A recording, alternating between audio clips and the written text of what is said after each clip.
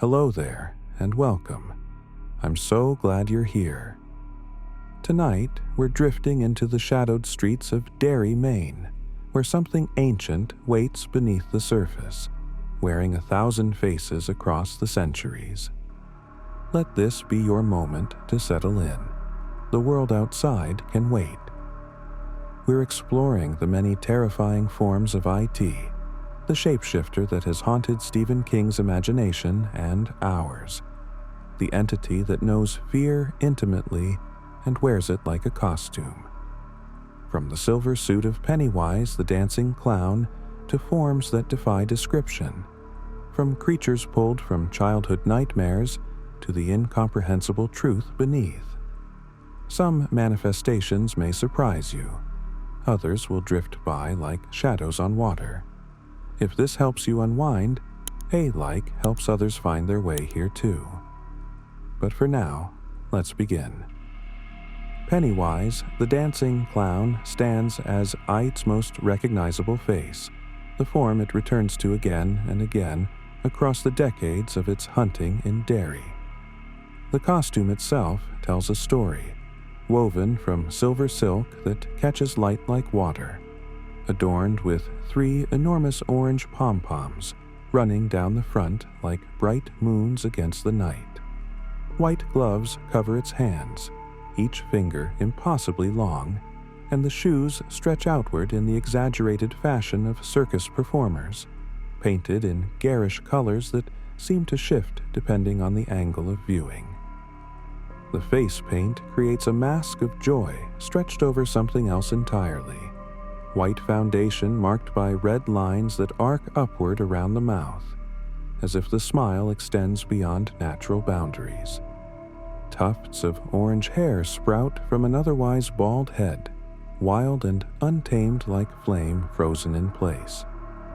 When Georgie Denbrough first encountered this figure in the storm drain on that October day in 1957, he saw eyes that shifted between blue and yellow.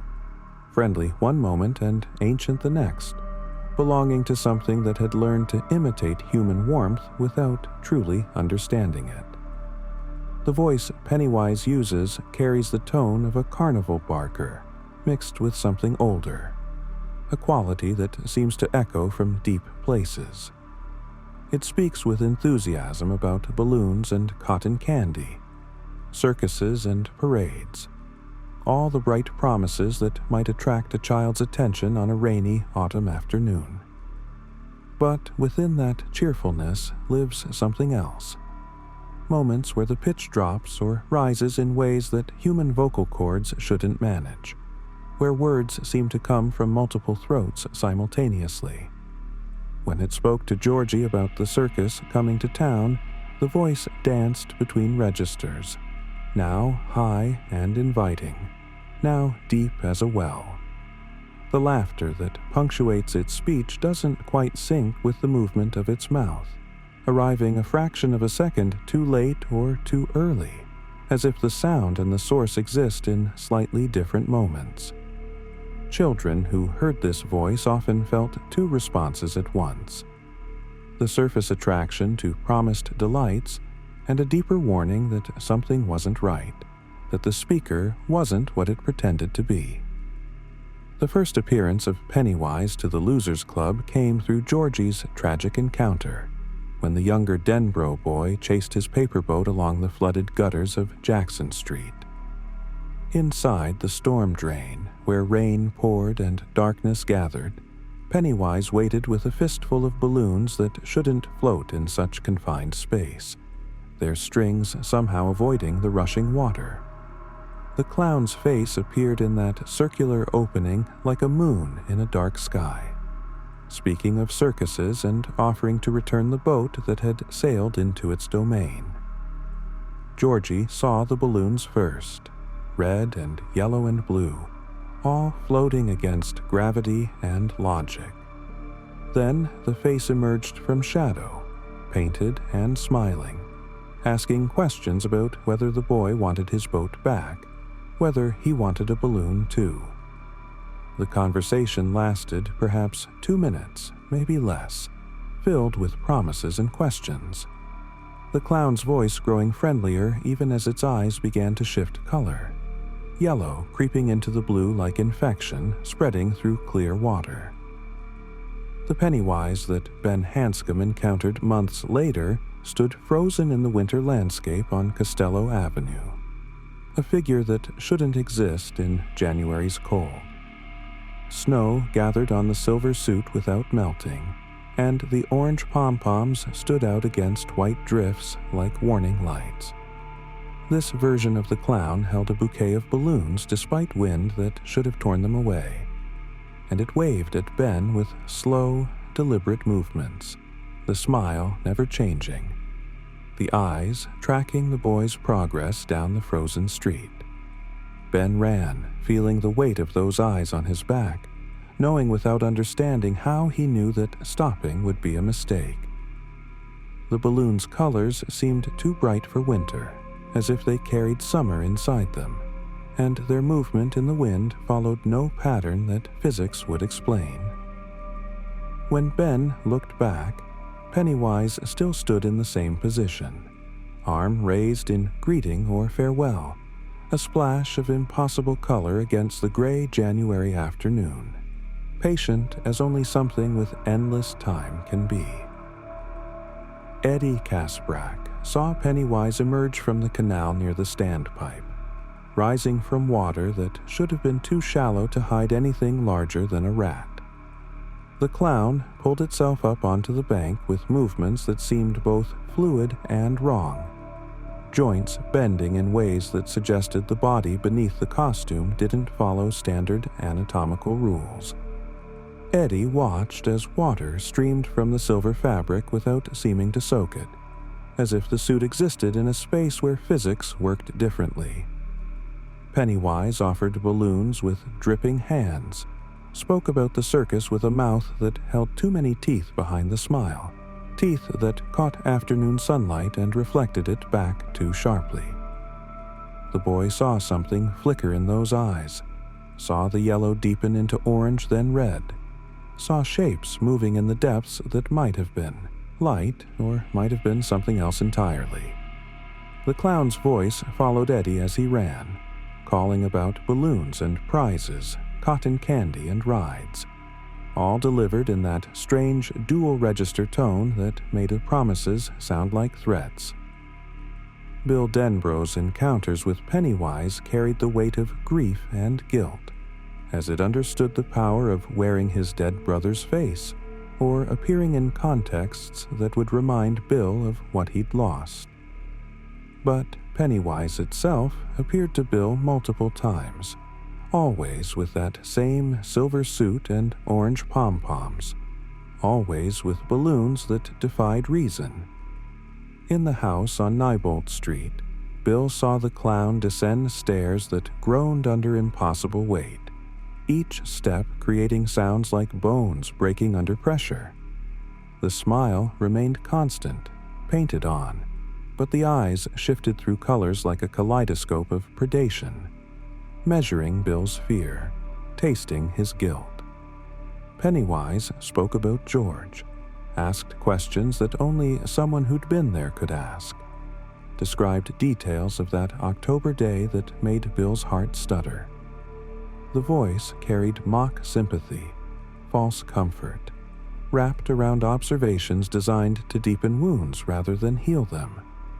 When Pennywise offered Bill a balloon, it was red like Georgie's lost boat, like blood in rain-filled gutters.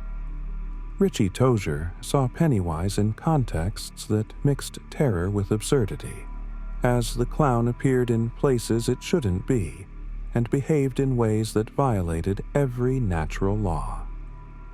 On one occasion, Pennywise manifested in a photograph, moving within the static frame, waving from behind a group of children in a picture taken decades before Richie was born.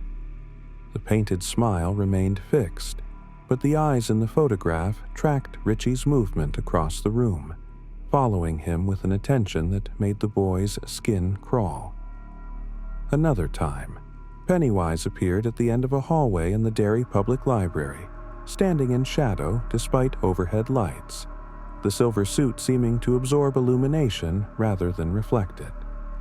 Richie heard the voice from impossible distances, calling his name in that carnival barker tone, offering entertainment and treats, promises of fun that carried undertones of hunger.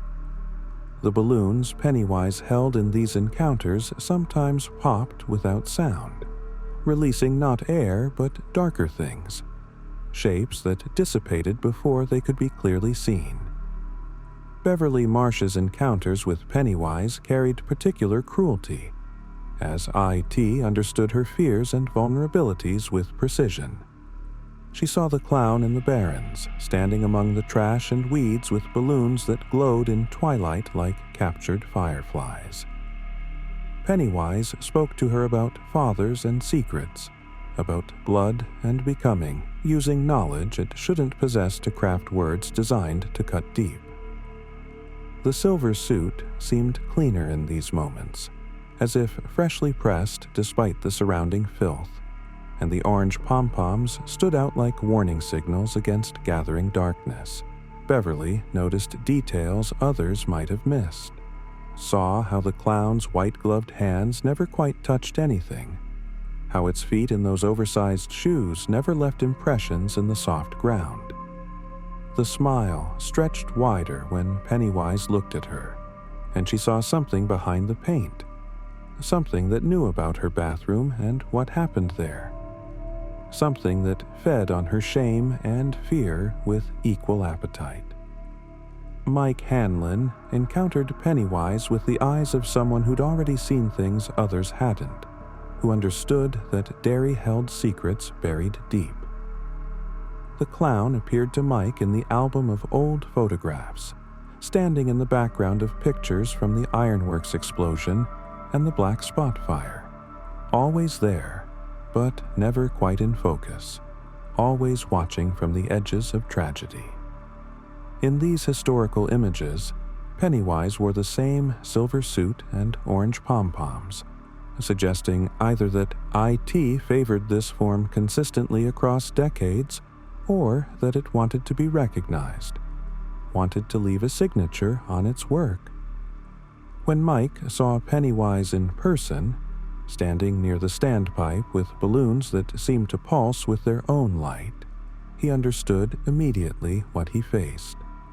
The clown's eyes held recognition too, as if IT knew Mike would be different from the others, would be the one to dig into Derry's history and uncover patterns. The voice that called to Mike carried less false cheerfulness, more honest hunger, acknowledging a respect between hunter and prey who understood each other's nature. Stan Uris saw Pennywise with the clarity of someone who preferred order and logic, which made the impossible nature of the clown particularly disturbing to his organized mind. Stan noticed inconsistencies others might miss, saw how Pennywise's shadow didn't always align with the light source, how the balloon's strings passed through solid matter without resistance, how the clown could be standing in one location and then another without any visible movement between positions. These violations of natural law affected Stan deeply, challenged his understanding of how reality operated. When Pennywise spoke to Stan, the voice carried mockery aimed specifically at the boy's need for order, asked questions about whether birds always flew according to expected patterns, whether the universe cared about human attempts to categorize and control it. The painted smile seemed to widen when Stan showed confusion, and the eyes shifted to colors that Stan's mind struggled to process, hues that didn't quite fit on the spectrum he knew. Pennywise offered Stan balloons in colors that hurt to look at, shades that suggested the clown could access spaces beyond normal perception. The teeth behind Pennywise's smile revealed themselves in moments of dropping pretense, when IT decided fear had ripened enough to harvest. These weren't human teeth arranged in human patterns, but rows of triangular shark teeth, or the needle-sharp fangs of deep-sea predators, far too many. to fit in a mouth of normal size. When Pennywise laughed with genuine amusement rather than performative cheer, the mouth opened wider than physics should allow, revealing darkness that extended beyond where a throat should end. Children who glimpsed these teeth understood instinctively that they belonged to something that consumed, that the friendly clown exterior covered hunger that had existed for millennia. The teeth sometimes reflected light like metal, sometimes seemed translucent like glass, sometimes appeared to shift and change even while being observed. Beverly once saw them arranged in a spiral pattern, leading inward to depths she couldn't fathom. Bill saw them as fragments of broken bone, sharp enough to tear, but also to wound in ways that transcended the physical. The teeth became a symbol of Pennywise's true nature, the reality beneath costume and performance. The hands of Pennywise told their own story, covered in white gloves that sometimes couldn't quite hide what lay beneath. The fingers extended too long, could bend backward at angles that suggested additional joints, could move independently in ways that recalled spiders or sea creatures more than human appendages. When the gloves came off or tore, witnesses reported seeing hands that shifted between forms, sometimes pale and human-like, sometimes covered in coarse orange hair, sometimes scaled or clawed or composed of materials that defied easy description. These hands could hold balloons impossibly, dozens of strings gathered in fingers that seemed to multiply when not directly observed. They gestured with exaggerated theatrical flair, beckoning children closer, offering treats and treasures, performing a pantomime of friendliness while the fingers wrote signatures of menace in the air. Eddie remembered hands that dripped with water that didn't wet them, that reached toward him from the canal with movements that suggested they could extend indefinitely, stretching across impossible distances to grab and pull. Pennywise's relationship with balloons transcended simple props, as if the clown and these colorful spheres existed in symbiotic connection. The balloons floated against all reason, held positions in strong wind, passed through solid barriers, changed colors when observed from different angles. They appeared in sewers where no balloon should survive, stayed inflated in conditions that should have deflated them instantly, multiplied in IT's hands like magic tricks performed by something that didn't need tricks because it operated on different principles. Children saw messages written on the balloon's surfaces, their own names or fears spelled out in letters that shifted and changed. The strings seemed alive, wrapping around wrists without being touched, tightening with gentle insistence that suggested they could tighten much more if desired. When balloons popped in Pennywise's presence, the sound carried wrongness, too loud or too soft, and what emerged wasn't air, but sometimes blood, sometimes confetti made of things that shouldn't be confetti, sometimes nothing visible but a smell of ancient decay and standing water. The laugh that Pennywise deployed served as weapon and announcement, a sound that started in registers of human amusement, but quickly departed into territories where sound shouldn't travel. It echoed in confined spaces that should have deadened it, bounced off surfaces at angles that geometry couldn't explain, arrived at listeners' ears from multiple directions simultaneously. The laugh could sound like joy or mockery, celebration or threat, often all these things at once, creating emotional dissonance that left witnesses confused about whether to join in or run. High notes in the laugh sometimes broke glass or made dogs howl, while low notes resonated in chest cavities and made hearts skip beats. Bill heard this laugh in his nightmares and waking moments, a sound that followed him through Derry streets that seemed to come from storm drains and shadowed doorways. that carried the message that Pennywise was never truly absent, only waiting.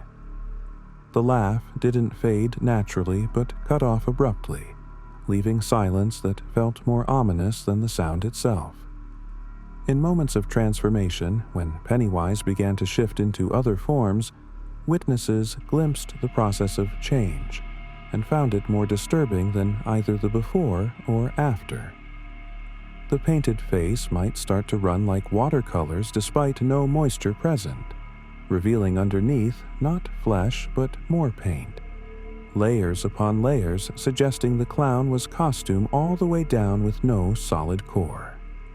The silver suit rippled, as if something beneath it moved against its constraints, pressed against the fabric from inside, created bulges and depressions that traveled across its surface like creatures swimming under ice. The orange pom-poms sometimes pulsed with light or heartbeat rhythms, sometimes detached and floated independently before reattaching in different configurations. Eyes shifted colors through the spectrum and beyond it, landing on shades that human language hadn't named because human eyes weren't meant to perceive them. During these transformations, Pennywise often maintained that smile, kept up the cheerful patter about circuses and treats, as if the grotesque changes were perfectly normal, just another part of the performance. The silver suit itself seemed to exist in states of contradiction, appearing both pristine and ancient, freshly cleaned yet carrying the smell of time and rot. In bright light, it reflected surroundings like a mirror, showing witnesses distorted versions of themselves, their faces stretched into expressions of fear they hadn't yet consciously registered. In shadow, it absorbed darkness, became a void in the shape of a clown, an absence where something should be but wasn't. The fabric made no sound when Pennywise moved, despite appearing to be silk that should rustle and whisper. Children who got close enough to touch it, whether by accident or misdirected courage, reported that it felt like nothing, that their fingers passed through it as if the suit was projection rather than material. Yet it clearly existed because they could see it, and Pennywise wore it. The orange pom-poms, when touched, felt variously like stone, flesh, ice, or fire, never the fabric or cotton they appeared to be, their solidity shifting moment to moment. Pennywise's relationship with water and sewers reflected its preferred habitat, the underground network of tunnels and pipes that threaded through Derry like veins through flesh. The clown appeared most comfortably in contexts involving water, emerging from drains with no water on its costume, walking through puddles without creating ripples, standing in downpours without seeming to notice the rain. When Pennywise spoke from storm drains, its voice carried over the sound of rushing water without being drowned out, reached children's ears with perfect clarity, despite the ambient noise that should have obscured it. The sewers served as Pennywise's kingdom, a realm where the clown moved without constraint, where distances became flexible and geography stopped following surface rules. Children who glimpsed Pennywise in the sewer system saw it navigating spaces too small for human passage, saw it appear in multiple locations simultaneously, saw it command rats and darker things with gestures of those gloved hands, conducting an orchestra of filth and decay. The temporal inconsistency of Pennywise's appearances suggested it didn't experience time as humans do, or chose to ignore its constraints. The clown appeared wearing the same costume in photographs from the 1900s and encounters in the 1950s, suggesting either remarkable preservation or that the costume renewed itself, or that IT simply manifested the same appearance across decades by choice.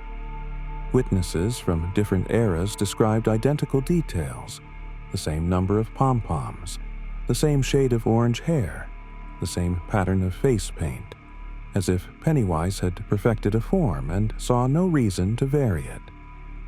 Yet, in other moments, the clown appeared to age or youthen, to show wear or freshness, to exist in states of contradiction that reflected its nature as something outside normal cause and effect.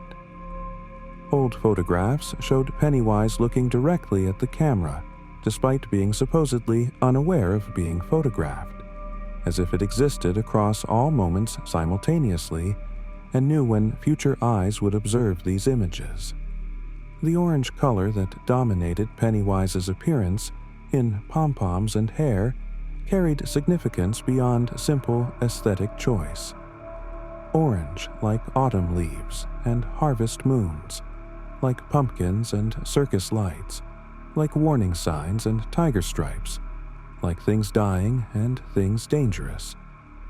The shade seemed to shift based on lighting and circumstance, sometimes bright as noon sun, sometimes deep as rust or dried blood. In darkness, the orange elements of Pennywise's costume glowed faintly, creating points of reference that moved through shadow like predator eyes reflecting firelight. Children found this orange both attractive and repellent, drawn to its brightness while instinctively understanding it signaled danger. The color appeared in other contexts around Derry when IT was active, in rust stains and autumn displays, in sunsets and certain flowers, as if Pennywise's preferred hue leaked into the surrounding environment, marked the town with its signature. When Pennywise stood still, which it could do for impossible durations, the clown became statue-like, frozen in positions of greeting or offering, the painted smile never wavering, the eyes unblinking. These moments of stillness proved more unsettling than movement, as they violated expectations of living things needing to breathe, to shift weight, to respond to environmental factors. Children who watched Pennywise standing motionless reported that extended observation revealed small wrongnesses, that the chest never rose or fell with breath, that wind didn't affect the costume or hair, that rain or snow gathered on the clown's surface without the figure acknowledging it. The stillness extended to shadow as well, as Pennywise's shadow sometimes didn't move when the clown did, or moved independently, or disappeared entirely despite light sources that should have created it. This ability to become utterly still suggested Pennywise could wait indefinitely, could stand in one place for hours or days or years, patient as a spider in its web, until the right prey wandered close enough. The mummy that pursued Ben Hanscom through the winter streets of Derry carried the smell of ancient spices mixed with decay, a scent that reached the boy before the creature came into view. Ben first glimpsed it on Costello Avenue, a figure wrapped in rotting bandages that had once been white but now carried the yellow-brown stains of extreme age. The wrappings hung loose in places, revealing darkness underneath that might have been desiccated flesh or might have been nothing at all, empty space where a body should exist. This mummy moved with surprising speed despite its apparent deterioration, shuffling steps that covered ground impossibly fast, arms outstretched in the classic posture of movie monsters, but executed with a purposefulness that transcended mere imitation. The face, what little showed through the bandages, consisted of leathered skin pulled tight over bone, eye sockets that held dim lights like dying coals, a mouth opening that revealed darkness and the suggestion of teeth. Ben ran through January snow, while behind him the mummy maintained its pursuit, never speaking, never slowing, accompanied by that smell of death and preservation, of things kept beyond their natural span. The wrappings that covered the mummy's form moved independently at times, unspooling and reaching like tentacles, grabbing at air and lamp post and fence as if trying to pull the creature forward faster. Some bandages dragged behind it in the snow, leaving trails that Ben glimpsed when he looked back. Marks that suggested the mummy had traveled from somewhere distant to reach this moment. The fabric itself appeared impossibly old, threadbare in sections yet still maintaining enough integrity to serve its purpose of covering whatever IT had chosen to be underneath. Stains on the wrappings formed patterns that Ben's panicked mind tried to interpret as hieroglyphics or ancient script, messages written in the fluids of preservation and decay. When wind caught the loose ends of bandages, they snapped with sounds like whips cracking, sharp reports that punctuated the winter silence. The mummy's hands, visible at the ends of wrapped arms, showed long fingers with nails that had continued growing in death, yellow and curved like claws, reaching for Ben with patient certainty. The leproso that manifested for Eddie Kasbach embodied his deepest terror of disease and contamination, appearing under the porch of the house on Neibolt Street with skin that showed advanced stages of illness. Eddie saw a figure that might once have been human, but had been transformed by sickness into something barely recognizable. Flesh marked by lesions and discoloration, patches where skin had deteriorated entirely to expose what lay beneath. The face wore a smile that seemed carved by disease rather than expression, lips pulled back from teeth in a rictus that suggested both suffering and malevolence. This creature spoke to Eddie in a voice ruined by whatever infection it carried, words bubbling through fluids, promising comfort while offering only contagion. It extended hands toward the boy, fingers swollen and marked, holding out what it claimed was pomade, medicine that could help, all delivered in that ruined voice that made Eddie's asthma tighten his chest. The smell that accompanied the leproso combined elements of sickness and standing water, of flesh failing and chemicals meant to preserve or cure but achieving neither. The leproso's costume, if it could be called that, consisted of rags that might once have been clothing, but had become indistinguishable from the diseased flesh they partially covered. These garments hung in strips and tatters, stained with substances that Eddie's mind catalogued as pus and blood and other fluids he had no names for, all the products of a body in advanced stages of decay, while somehow still mobile. The creature moved with a shuffling gait that suggested pain in every step, yet it pursued Eddie with determination that transcended physical limitation. When it spoke, the words came out wet and thick, consonants softened by fluids, vowels distorted by a mouth that no longer functioned properly. It asked Eddie about his medicine, knew about his inhaler and his mother's fears, spoke about illness and infection with intimate knowledge that suggested it understood disease from the inside.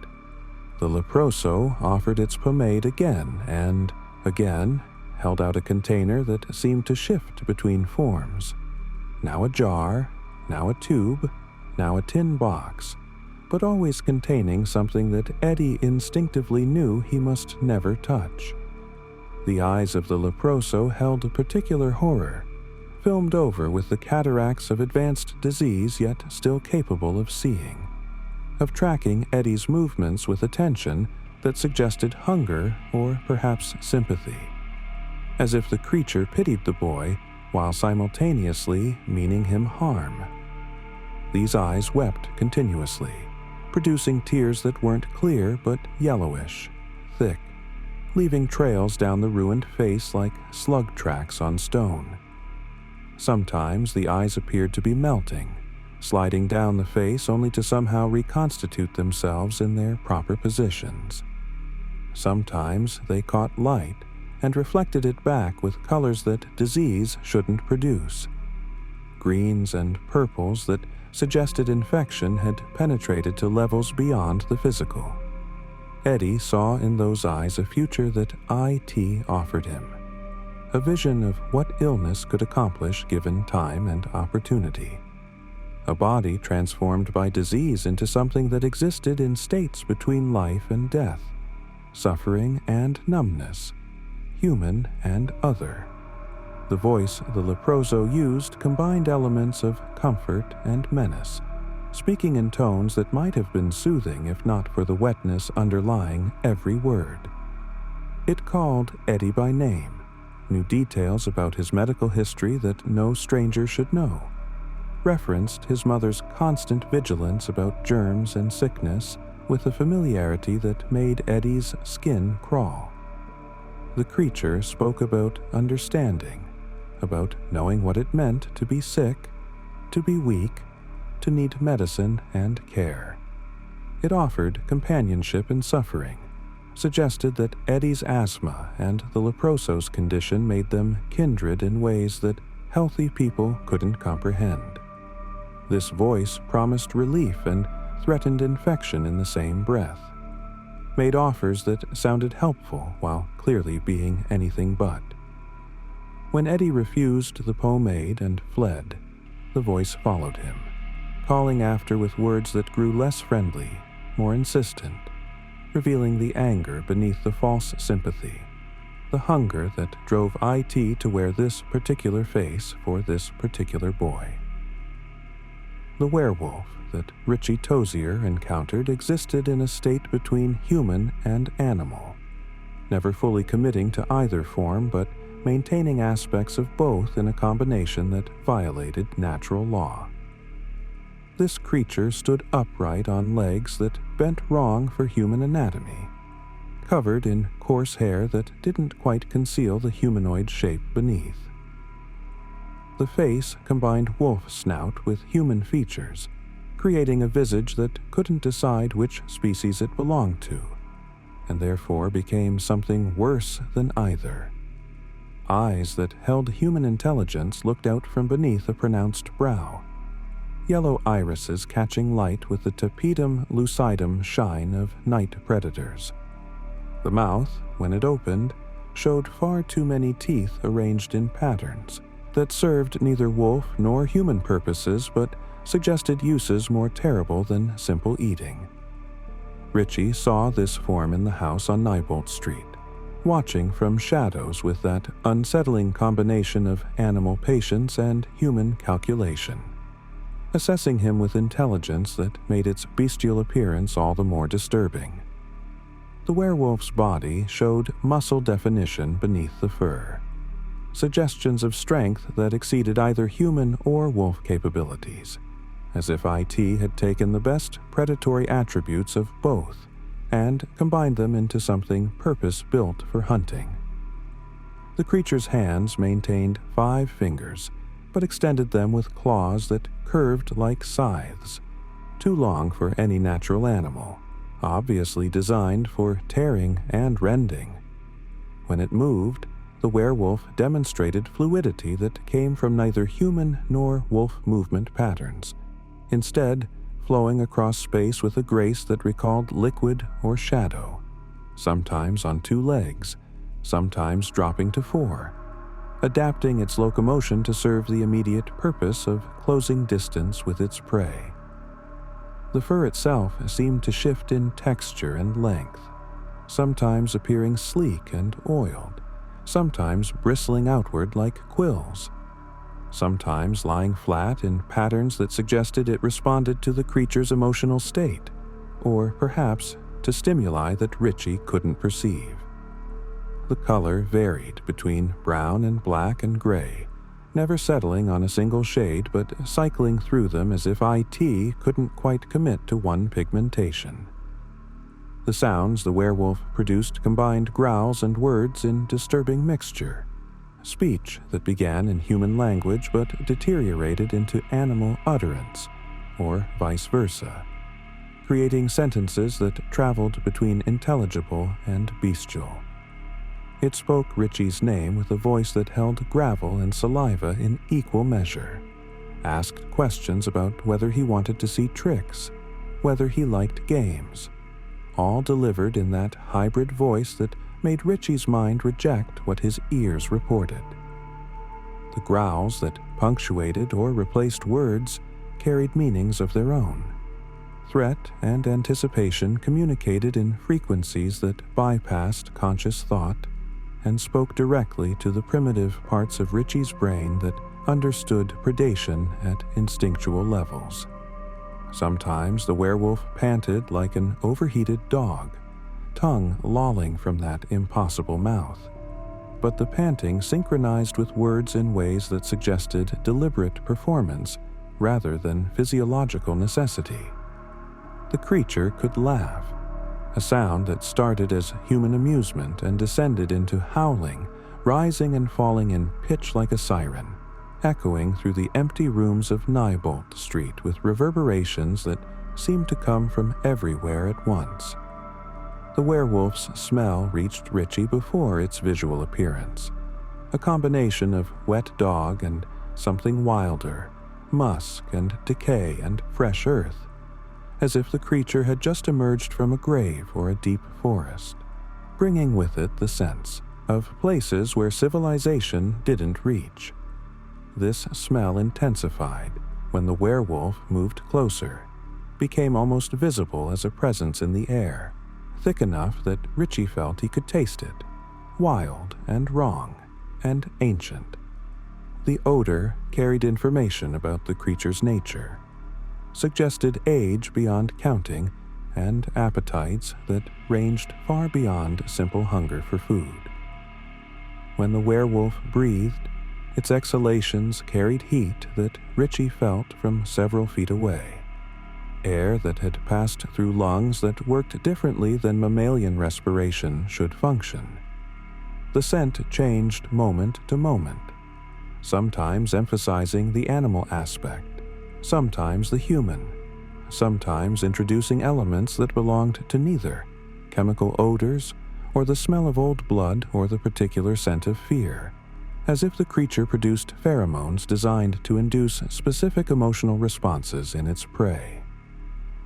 Paul Bunyan stood in the center of Derry as a statue celebrating the logging heritage of the region, a massive figure carved from wood and painted in bright colors, holding an axe and wearing the red checked shirt and jeans of folklore's most famous lumberjack. For decades it had stood motionless, a tourist attraction and town landmark, 30 feet of carved wood that children climbed on and adults photographed. But when IT chose to animate this form, the statue became nightmare given motion, wood that moved like flesh, paint that concealed something alive and hungry underneath. Richie Tozier witnessed Paul Bunyan step down from its pedestal, the massive feet creating impact tremors when they struck pavement, the axe swinging with weight that suggested it could split buildings as easily as trees. The painted face, frozen in a friendly smile when the statue stood still, maintained that expression even while the eyes tracked Richie's movements, creating dissonance between the welcoming expression and the predatory attention. This giant moved with purpose through Derry's downtown, steps covering distance that Richie's running couldn't match, casual strides that closed the gap between statue and prey with terrible efficiency. The voice that emerged from Paul Bunyan's wooden mouth shouldn't have been possible. Timber transformed into vocal cords, producing words in a boom that rattled windows and set off car alarms. It spoke in the exaggerated dialect of tall tales, calling Richie little feller, and asking whether he wanted to see some real logging, all delivered in tones that carried both folksy charm and underlying menace. The giant laughed with sounds like trees cracking in winter storms, deep, resonant peals that echoed off buildings and seemed to shake the very air. This voice knew things a statue shouldn't know, referenced Richie's family and friends, demonstrated awareness that transcended the painted wood exterior.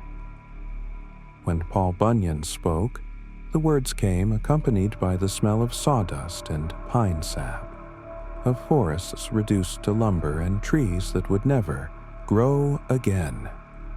The axe the giant carried whistled when it swung, cutting air with edges sharp enough that Richie felt the displaced atmosphere from yards away, wind that carried the scent of wood shavings and something else, something red and organic that suggested the axe had cut materials other than trees.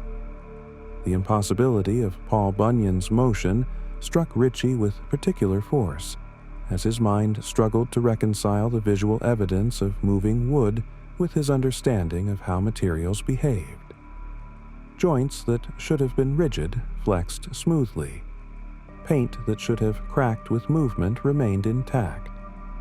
Features that were carved and therefore fixed, nonetheless showed expression changes, the smile widening or eyes narrowing in ways that carved wood simply couldn't accomplish.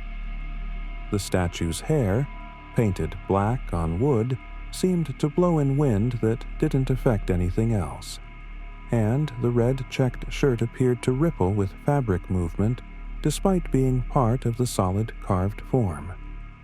When Paul Bunyan walked, the massive feet struck pavement with impacts that should have shattered the statue's ankles, yet the wooden legs absorbed these forces without visible damage. The hands that gripped the axe handle showed knuckles that flexed, fingers that adjusted their grip, palm lines that suggested flesh despite being clearly painted wood. Richie's rational mind rejected what his eyes reported, but the evidence continued regardless of his disbelief. 30 feet of animated impossibility pursuing him through the streets while speaking in a voice like avalanches. The creature from the Black Lagoon that IT manifested combined elements of the classic movie monster with enhancements that made it more terrible than any film could show. This form appeared to Mike Hanlon and Ben Hanscom in different contexts, emerging from the Kentucky, with water streaming from scales that gleamed green-black in sunlight. The humanoid shape stood upright on legs that ended in webbed feet, arms extending with hands that showed elongated fingers tipped with claws designed for rending flesh or grabbing prey in water. The head combined fish and human features in proportions that satisfied neither.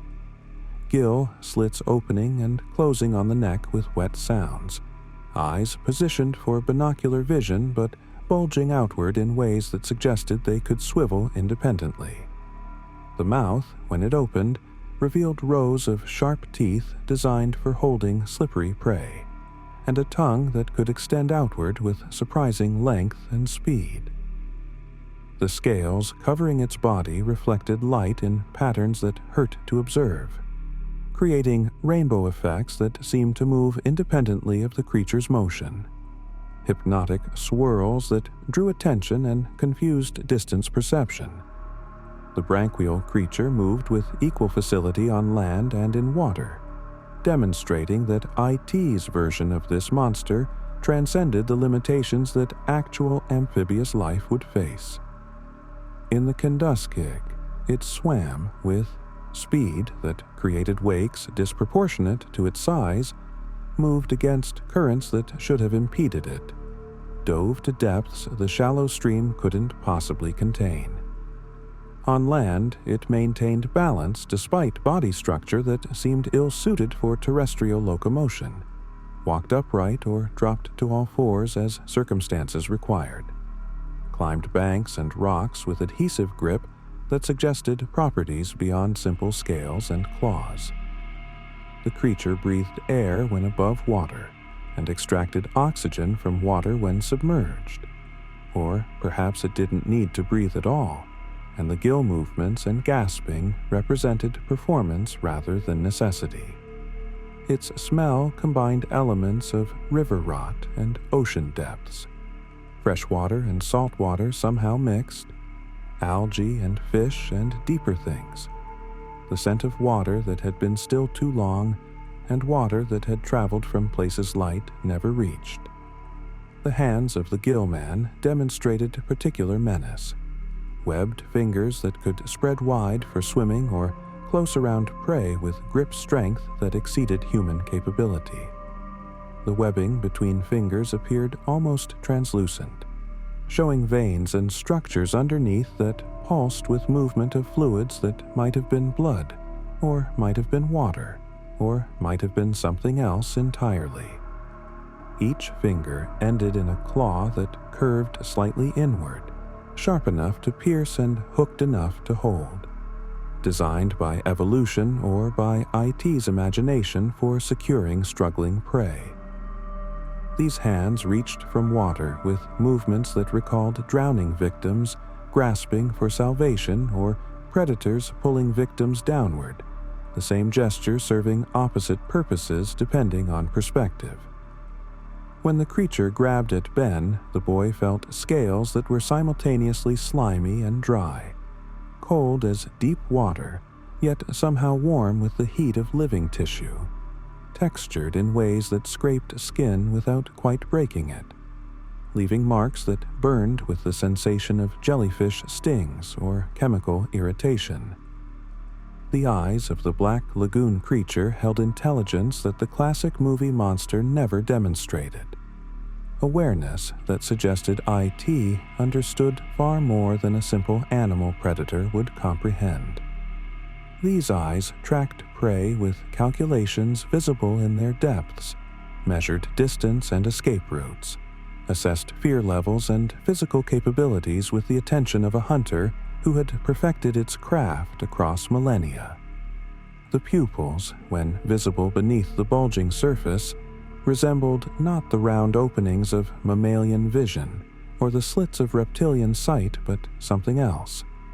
Complex apertures that suggested multispectral perception, ability to see in wavelengths beyond human vision.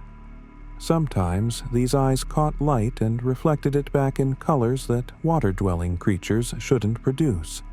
Oranges and reds and purples that suggested the creature saw its environment very differently than its prey did.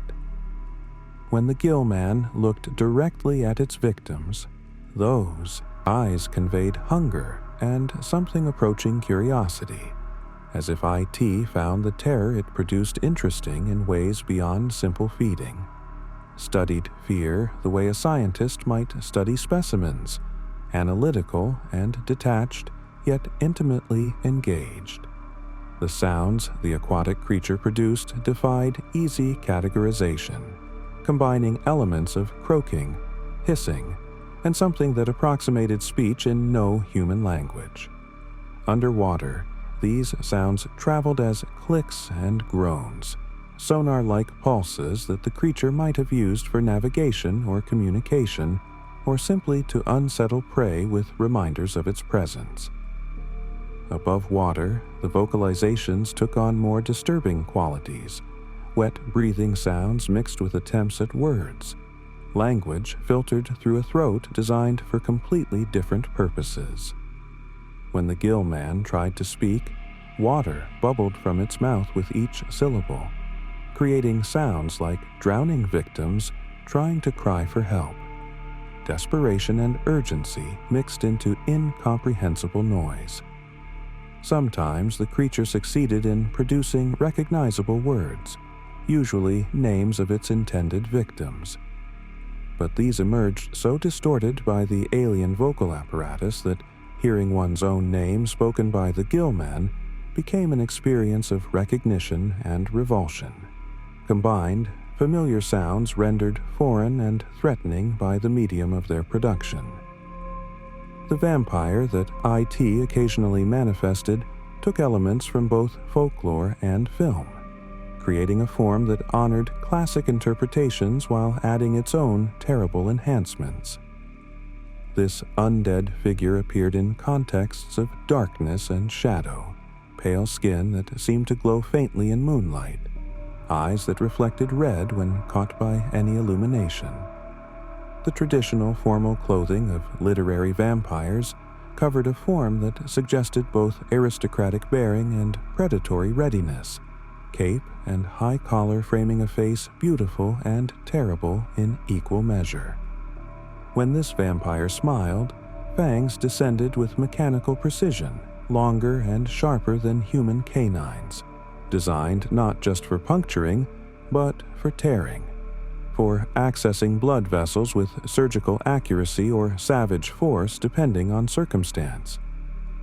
The hands showed long fingers tipped with nails filed or grown into points, and the overall impression combined seduction with threat, invitation with warning. The vampire's traditional duality taken to extremes that made choice between attraction and repulsion impossible because both responses occurred simultaneously. The vampire's movement defied physics in ways appropriate to its supernatural nature, existing in one location and then another without visible transition. Cape swirling with wind that affected nothing else. Footsteps making no sound despite hard heels on harder surfaces. When IT chose to move slowly, the vampire demonstrated grace that belonged to dancers or predatory cats, each gesture deliberate and economical, wasted motion eliminated in favor of pure efficiency. When speed became necessary, the vampire blurred into motion too fast for eye tracking, became a streak of darkness that resolved into solid form only when it chose to stop. The cape, that traditional accoutrement of vampire imagery, moved independently of air currents, sometimes concealing the body entirely in folds of black fabric, sometimes spreading wide like wings, though no wings were visible underneath, sometimes wrapping around victims with strength that fabric shouldn't possess. This garment seemed alive, responsive to the vampire's will, or perhaps possessed of will itself, an extension of IT's power-given textile form. The vampire's voice carried centuries in its inflection, accent that originated nowhere and everywhere, cadence that suggested extreme age combined with eternal youth. It spoke in whispers that somehow carried across impossible distances, made declarations that echoed in spaces too small for echo, asked questions in tones that made refusal seem impossible, even when agreement meant doom. This voice could seduce, promising pleasures and powers, eternal life and freedom from mortality's constraints, all delivered in tones of silk over steel. It could threaten, describing exactly what would happen to those who resisted, cataloging the processes of vampire feeding with clinical detail wrapped in poetic language. The voice sometimes spoke in archaic syntax, using grammar from earlier centuries. At other times adopted modern colloquialisms with ironic awareness, demonstrating that IT had observed human speech patterns across generations and could deploy any of them as circumstances required. When the vampire laughed, the sound carried both amusement and hunger, appreciation for fear's flavor combined with anticipation of consumption. The traditional vampire weaknesses seemed not to apply when IT wore this form, as crosses in garlic and sunlight produced no visible distress. Its vampire walked in daylight when it chose, though it seemed to prefer darkness not from necessity, but from aesthetic preference, from understanding that fear ripened better in shadow. Holy symbols provoked no retreat.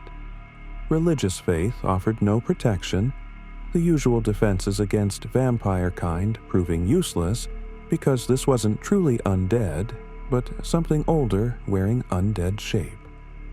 The vampire could enter dwellings without invitation, cross running water without hesitation, gaze into mirrors that should have shown no reflection, but instead revealed its image perfectly. These violations of vampire lore served as additional psychological weapons, stripping away the comfort of known rules, demonstrating that IT played by no mythology's restrictions. When witnesses tried to use traditional defenses, the vampire would sometimes pause and smile, appreciating the attempt while making clear its futility. enjoying the moment when hope transformed into deeper despair. The transformation between human and bat that vampire mythology described occasionally manifested when IT wore this form, though the process bore little resemblance to smooth cinematic transitions. When the vampire chose to become a bat, the change involved disturbing intermediate stages, body parts transforming at different rates, creating moments when the form was neither human nor bat, but a grotesque combination of both. Wings emerged from shoulders with sounds of tearing fabric and possibly flesh. Membranes stretching between finger bones that elongated while remaining partially human in structure. The face compressed and extended simultaneously, nose flattening and broadening into a snout while maintaining eye position and expression that remained disturbingly human in a decidedly inhuman configuration. The body shrank, but kept human musculature visible beneath fur that sprouted in patches, creating a patchwork appearance of skin and pelt. The resulting bat exceeded normal bat proportions, large enough to carry away small prey or to intimidate through sheer size. Eyes glowing red in a face that still suggested the vampire's features despite radical restructuring. The blood that Beverly Marsh witnessed erupting from her bathroom sink defied all physical laws, pouring upward against gravity in quantities that the plumbing couldn't possibly contain. This wasn't IT wearing a form so much as IT manipulating reality itself, creating an impossible manifestation visible only to Beverly, while her father stood in the same room seeing nothing unusual. The blood filled the sink basin and overflowed, cascaded down the cabinet, pooled on the floor in spreading darkness that carried the scent of rust and copper. Beverly saw shapes moving in the blood, suggestions of faces or hands pressing against the surface from underneath, as if the liquid served as a barrier between worlds and things on the other side wanted through. The bathroom walls ran with red, messages written in fluid that might have been words or might have been random patterns her terrified mind tried to organize into meaning. This blood spoke of adult fears and biological realities that Beverly was approaching, transformation and violence intertwined, IT using her approaching womanhood as weapon against her, making the natural terrible through exaggeration and impossible volume. The texture of this blood varied from moment to moment, sometimes flowing like normal liquid, sometimes thick as syrup or paint, sometimes containing solid elements that Beverly couldn't and didn't want to identify. It carried a temperature that shifted between cold as winter rivers and warm as freshly spilled, creating sensory confusion that added to the horror of visual impossibility. The smell intensified beyond what blood should produce, became overwhelming presence that made breathing difficult, filled Beverly's lungs with iron tang until she thought she might choke. When she touched the blood, trying to understand if it was real or hallucination, her fingers came away stained in red that wouldn't immediately wash off, that clung to her skin with persistence that suggested permanence, marking her as witness to something that shouldn't exist. The blood made sounds as it flowed, whispers and murmurs that might have been plumbing noises amplified into suggestion of speech, or might have been IT speaking through the medium of liquid, using blood as voice, telling Beverly things about her future and her past that no one should know. George Denbrough appeared to his brother Bill in forms that combined memory with malice, IT wearing the face of the dead to wound the living. Bill saw his younger brother in the photograph album, moving within the static image, waving from a moment frozen in time yet somehow animated. The George in these pictures looked exactly as Bill remembered, gap-toothed smile and bowl haircut, wearing the yellow raincoat that had been his favorite. But the eyes held something Bill didn't recognize, an awareness that the real George had never possessed. Knowledge of his own death and what came after. When George's image moved in the photograph, it mouthed words that Bill couldn't hear but could lip read, asking why Bill hadn't saved him, why Bill had made the paper boat with imperfect waterproofing. Questions designed to deepen guilt that already consumed Bill's thoughts. The photograph, George sometimes reached toward the edge of the frame as if trying to escape the picture's boundaries, fingers pressing against the glossy surface from inside, creating distortions that suggested the image existed in 3 dimensions, despite being clearly flat. In more direct encounters, George manifested as a physical presence, standing in locations where Bill would see him, always wearing that yellow raincoat, always with one arm missing though the wound never bled, the absence more terrible than gore could be. This George spoke with his brother's voice, but said things the real George would never have said. Accusations and recriminations, observations about Bill's failures and inadequacies. The missing arm served as constant reminder of how George died, of the price paid in that storm drain, of Bill's role in setting those events in motion.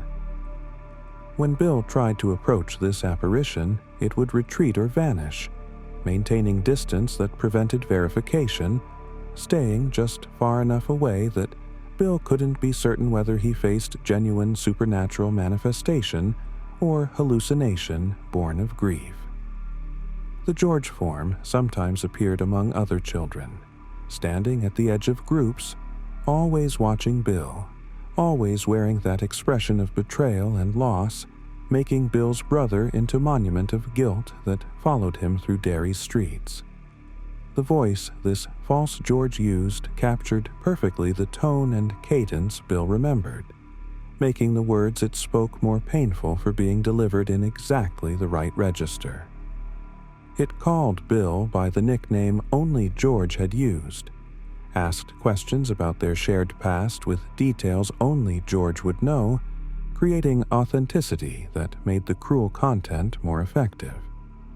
This voice sometimes broke into crying, tears that George's apparition produced in quantities that suggested unlimited sorrow, grief without end for a life cut short.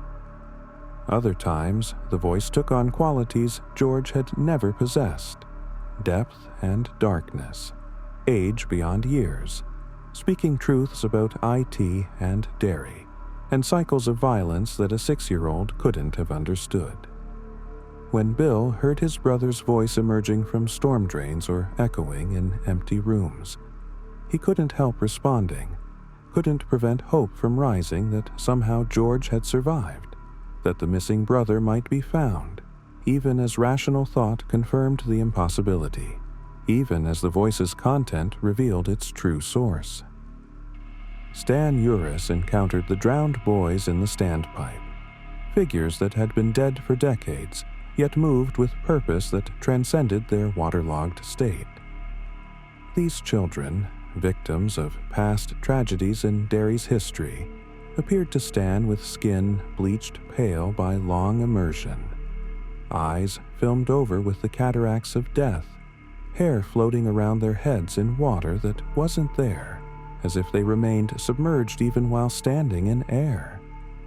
Their clothing hung in rotted strips, garments from earlier eras now reduced to rags that exposed bodies swollen by drowning and subsequent decomposition. The drowned boys moved in slow motion, arms reaching with mechanical persistence, legs taking steps that suggested they walked along a river bottom rather than a dry floor. All their movements adapted to environments of water and pressure that didn't match their current surroundings. Stan saw them ascending stairs that should have been empty, witnessed them emerging from spaces too small to contain human bodies, watched as they pursued him with the patient inevitability of water finding its level. The sounds the drowned boys produced combined elements of drowning and speech, words bubbling through fluid that filled lungs that no longer needed air, consonants softened by water and decomposition, sentences interrupted by choking sounds as if they died and drowned anew with each breath. They called Stan's name in chorus, multiple voices overlapping in temporal displacement, creating echoes of themselves, sound waves traveling through water that existed only for them. These voices carried the cold of deep water, of lakes in winter, of places where sunlight never penetrated, and temperature remained constant at levels just above freezing. When they spoke, bubbles emerged from their mouths, rising upward though nothing supported them, popping with small sounds that punctuated their speech, releasing odors of stagnant water and decay. The drowned boys knew things about Stan's fear of disorder and chaos, spoke about the randomness of drowning, about how carefully organized lives could end in moments of lost control, about water's indifference to human plans and preferences.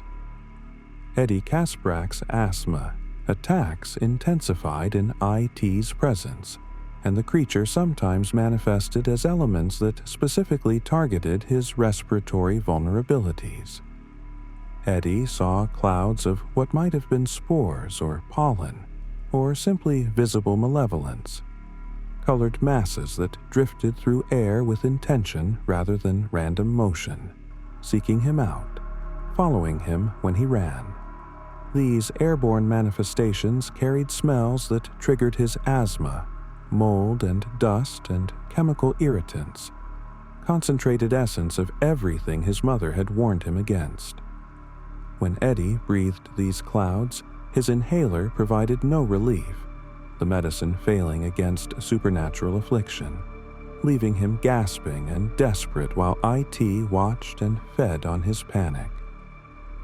The clouds sometimes took suggestive shapes, faces forming in the swirling particles, hands reaching with fingers made of floating dust, bodies coalescing just enough to be recognizable before dispersing back into formless threat. Eddie's fear of disease and contamination found perfect expression in these intangible forms, impossible to fight or flee because they existed everywhere. Air existed. The house on Neibolt Street served as stage for IT's performances, and within its walls the creature manifested forms that combined multiple terrors in single appearances. Losers who entered this structure encountered transformations that happened in peripheral vision, forms that changed when not directly observed, rooms that reconfigured themselves according to nightmare logic rather than architectural principles. Bill saw a shark emerge from floorboards in an upstairs room, the predator swimming through solid wood as if it were water, dorsal fin cutting the surface of oak planks, mouth opening to show rows of teeth designed for tearing flesh from bone. This impossible sight violated so many natural laws that Bill's mind struggled to process the information, tried to reject what eyes reported, but the shark continued regardless, circling the room, leaving no wake in the wood yet clearly moving through some medium that allowed it passage. The smell of ocean accompanied this apparition, salt water and seaweed, things dead on beaches, and things living in depths, bringing marine environment into Maine's inland geography. Richie Tozier witnessed transformations in the Neibolt house that happened too fast for clear perception. IT cycling through forms with speed that created blur effects, showing him flashes of dozens of terrors in rapid succession. He glimpsed the werewolf becoming Pennywise, becoming something with too many limbs, becoming a pillar of crawling insects, becoming smoke that held eyes becoming solid again in shapes that defied description. These rapid changes created strobe effect of horror, each form barely registered before replaced by the next. building cumulative dread that exceeded what any single manifestation might have produced. Richie's mind couldn't process all the visual information, resulted in fragmented memories of teeth and claws and eyes and wrongness, snapshots of impossible biology and physics-defying motion. The sound accompanying these transformations resembled cloth tearing or bones breaking or ice cracking. Sharp reports that punctuated visual chaos created rhythm of transformation that suggested IT could continue indefinitely, that its reservoir of forms was inexhaustible.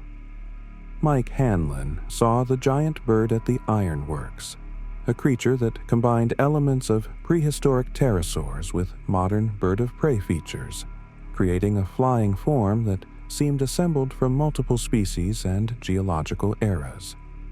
This avian monster had wingspan that suggested it could carry away full-grown humans, talons that could grip and crush, a beak designed for tearing that curved like a scythe. The bird's eyes, positioned for binocular vision, held intelligence that no natural bird possessed, awareness that suggested IT understood flight not as instinct, but as calculated physics, used aerial superiority as weapon against ground-bound prey. When this bird attacked, it dove from heights that shouldn't have hidden something so large, appeared from sky that moments before had been empty, dropped like a stone until the last instant when wings spread with sounds like gunshots, catching air and redirecting momentum, talons extended for grabbing. Mike felt wind from those wing beats, powerful downdrafts that flattened grass and raised dust, displaced air in quantities that confirmed the bird's massive physical presence. The bird's coloring shifted depending on light and angle, sometimes appearing black as oil slicks, sometimes showing iridescent greens and purples, sometimes seeming almost translucent, as if the creature existed only partially in visible spectrum. The feathers, when Mike glimpsed them clearly, looked less like natural plumage and more like scales or metal shards, hard-edged and overlapping in patterns that suggested armor as much as flight surfaces. The sound this bird produced combined predatory raptor screams with something mechanical, screeches that carried harmonic overtones suggesting the cries passed through structures that shouldn't exist in avian anatomy. When it called, the sound echoed off the ironworks buildings and metal structures, multiplied and distorted until Mike heard not one bird but a flock, surrounded by threats that existed in audio, if not visual reality. The bird's shadow, when it passed overhead, carried cold that didn't match the sun's position, created moments of darkness that lasted longer than the physical obstruction should allow, as if the shadow possessed substance independent of the body casting it. Ben Hanscom encountered IT in the form of his father, a man Ben had never known who died before Ben's earliest memories formed.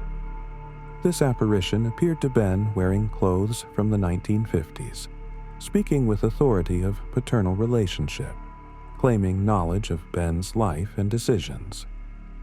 It used this form with particular cruelty, offering Ben the father figure he'd always wanted while simultaneously revealing it as fake, creating hope and destroying it in the same moment.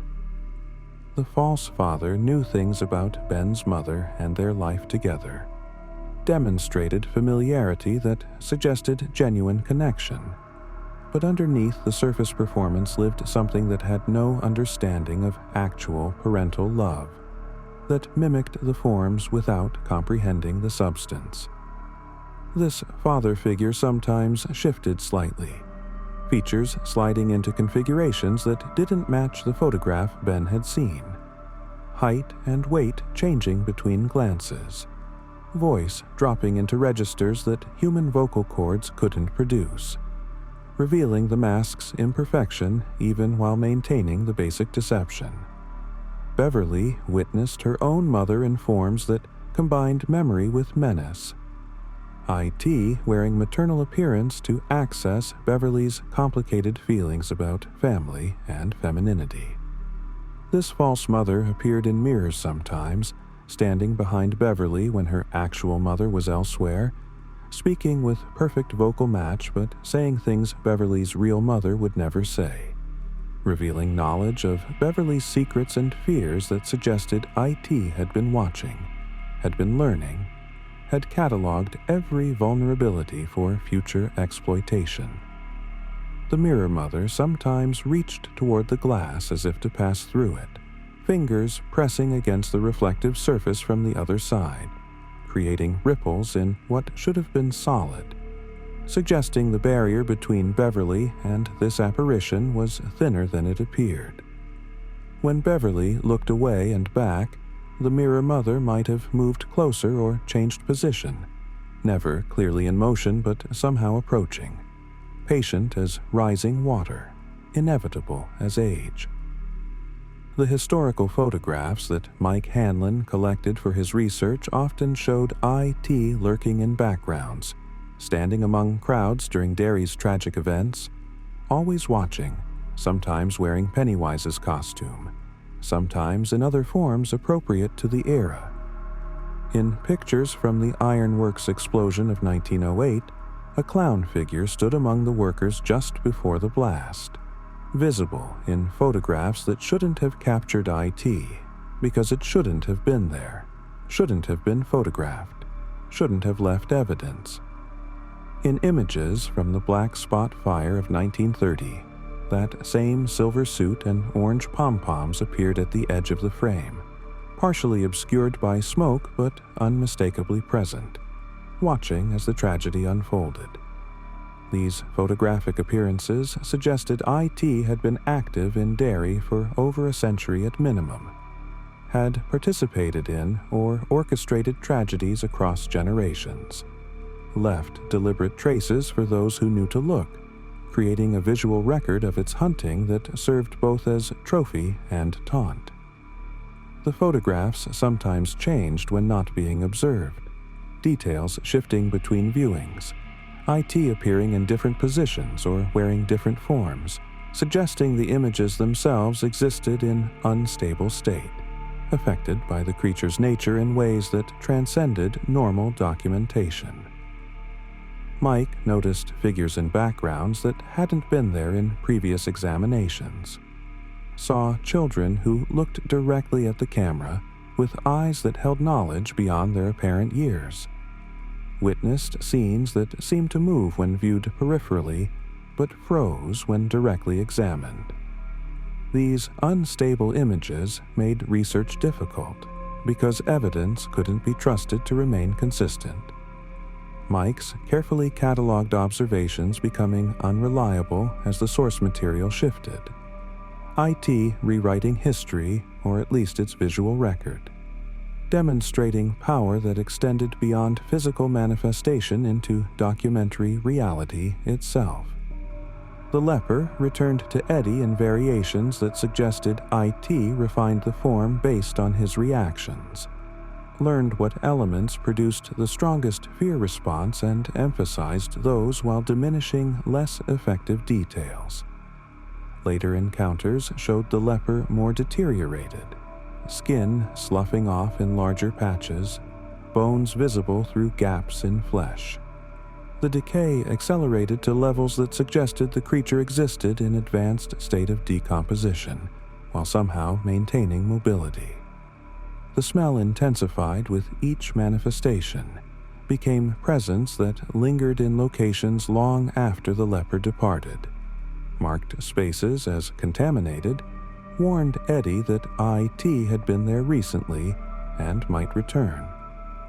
The pomade the leper offered changed containers, but maintained the same essential promise and threat. Medicine that would help and hurt simultaneously. Cure that would corrupt. Relief that would cost more than pain it alleviated.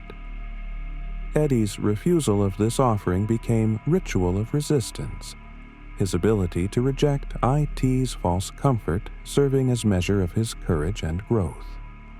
The partial transformations that IT displayed when shifting between forms often proved more disturbing than complete commitment to either shape, creating hybrid states that violated categorical thinking. Witnesses saw Pennywise with werewolf fangs erupting through the painted smile, or the leper wearing Pennywise's costume, or the vampire's face emerging from the mummy's wrappings. Combinations that suggested IT could manifest multiple forms simultaneously, or existed in quantum states of multiple forms until observation forced it to collapse into single manifestation. These hybrid moments revealed that IT's forms weren't discrete costumes to be changed, but fluid expressions of underlying nature, all equally true or equally false depending on perspective. A hand reaching from darkness might be simultaneously clawed and gloved and scaled and rotting, all attributes present at once until the observer's mind forced a selection of single description to maintain sanity. The chittering sounds that sometimes accompanied IT's appearances resembled insect communication, or perhaps the sound of countless tiny mouths speaking in unison, creating audio texture that suggested the creature was composed of smaller elements, a colony rather than individual, multiplicity wearing shape of singularity. This noise carried information on subliminal levels, bypassed conscious hearing to trigger primitive responses, activated parts of the brain that processed threat before thought could intervene. Children who heard these chittering sounds often couldn't remember them clearly afterward, retained only impressions of wrongness, of communication happening in frequencies or patterns human cognition couldn't properly interpret. The sound seemed to come from everywhere and nowhere, existed in space without clear source point, filled environments like gas expanding to available volume rather than traveling from specific origin.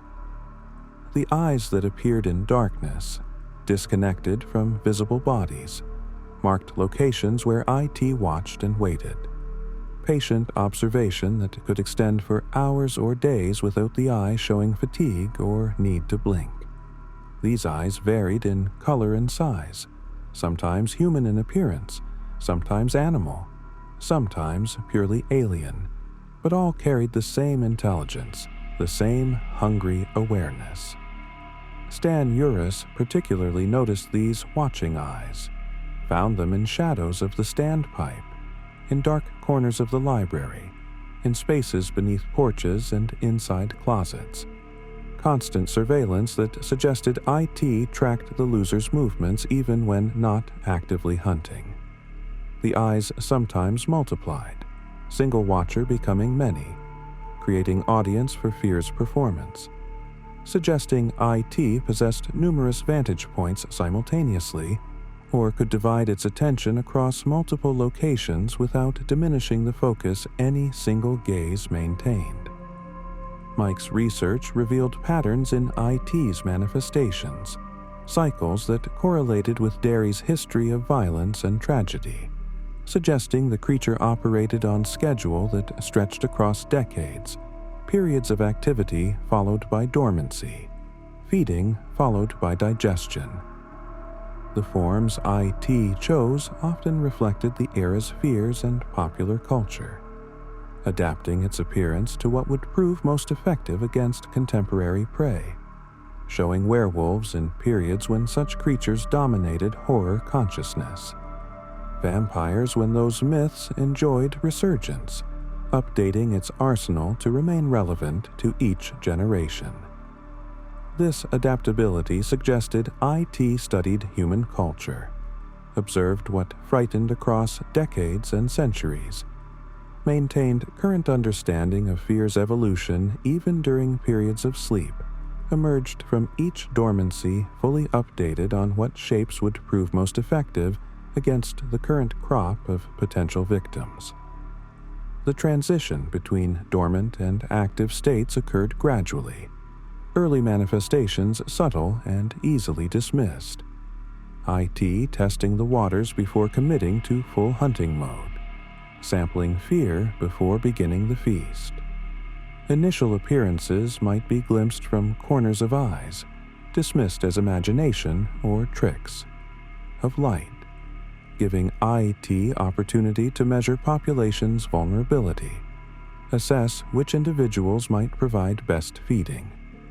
As the cycle progressed, manifestations became more overt, IT growing bolder as it grew stronger, early caution giving way to spectacular displays that violated natural law so thoroughly that denial became impossible. The losers encountered IT at various points in this progression, experienced both subtle hints and overwhelming confrontations, witnessed the creature's power growing as the cycle approached climax, as Derry's violence reached levels that couldn't be attributed to normal human darkness, but required supernatural explanation. The crawling chaos that IT sometimes became resembled descriptions from cosmic horror literature, formless masses that held suggestion of anatomy without committing to specific structure, bodies that flowed like liquid but grabbed like solid, shapes that hurt to observe because they violated geometric principles that human visual processing expected. These amorphous manifestations moved across surfaces in ways that defied gravity, up walls and across ceilings, spreading like spilled fluid yet maintaining cohesion that fluid wouldn't possess. Sometimes these formless masses showed parts emerging and submerging, limbs or faces pressing outward from the bulk, creating temporary features that dissolved back into the whole, suggesting its true nature might be this flowing chaos that occasionally organized itself into more recognizable forms as performance or feeding strategy, but remained essentially without fixed shape. The temperature changes that accompanied IT's manifestations varied depending on form and circumstance, sometimes bringing cold that suggested Arctic winds or deep space, other times heat that carried smells of fever and infection, creating environmental effects that violated local conditions. When IT manifested as winter creatures or drowning victims, the air around it chilled to temperatures that caused breath to mist and skin to prickle, frost forming on surfaces despite summer warmth. When it appeared as disease or decay, heat radiated outward, oppressive and humid, carrying that sick room atmosphere of unwashed bodies and stagnant air. These temperature signatures sometimes preceded visual manifestation, warned sensitive individuals that IT approached, gave moments of warning before the creature revealed itself, though such warnings rarely proved sufficient for escape. The manipulation of light and shadow that IT demonstrated exceeded simple physical presence blocking illumination, extended to active control of darkness as substance or tool. AT could make shadows deeper than the light source justified, create pockets of absolute darkness in partially lit spaces, use shadow as concealment or weapon or medium of travel.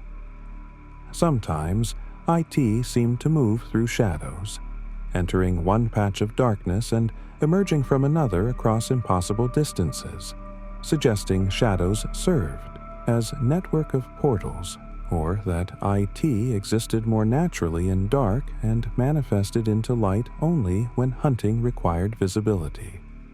The losers noticed that shadows behaved strangely when IT was near, moved against light source direction, maintained positions when illumination shifted, persisted in spaces that should have been fully lit, as if IT imposed its preferred environment on surrounding reality.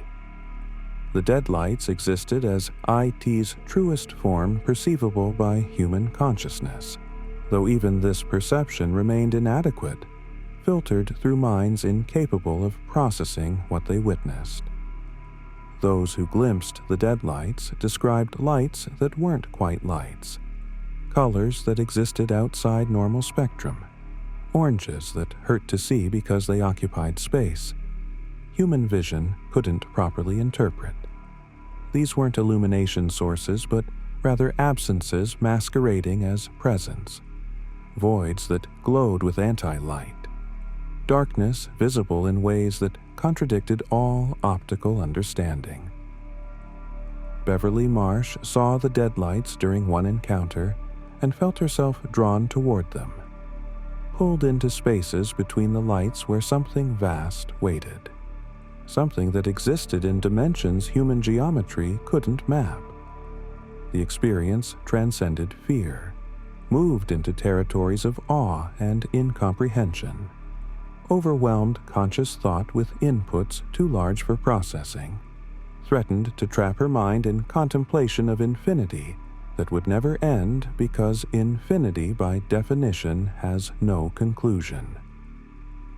The color of the deadlights, when witnesses could articulate color at all, centered on orange, but not any orange found in nature or art.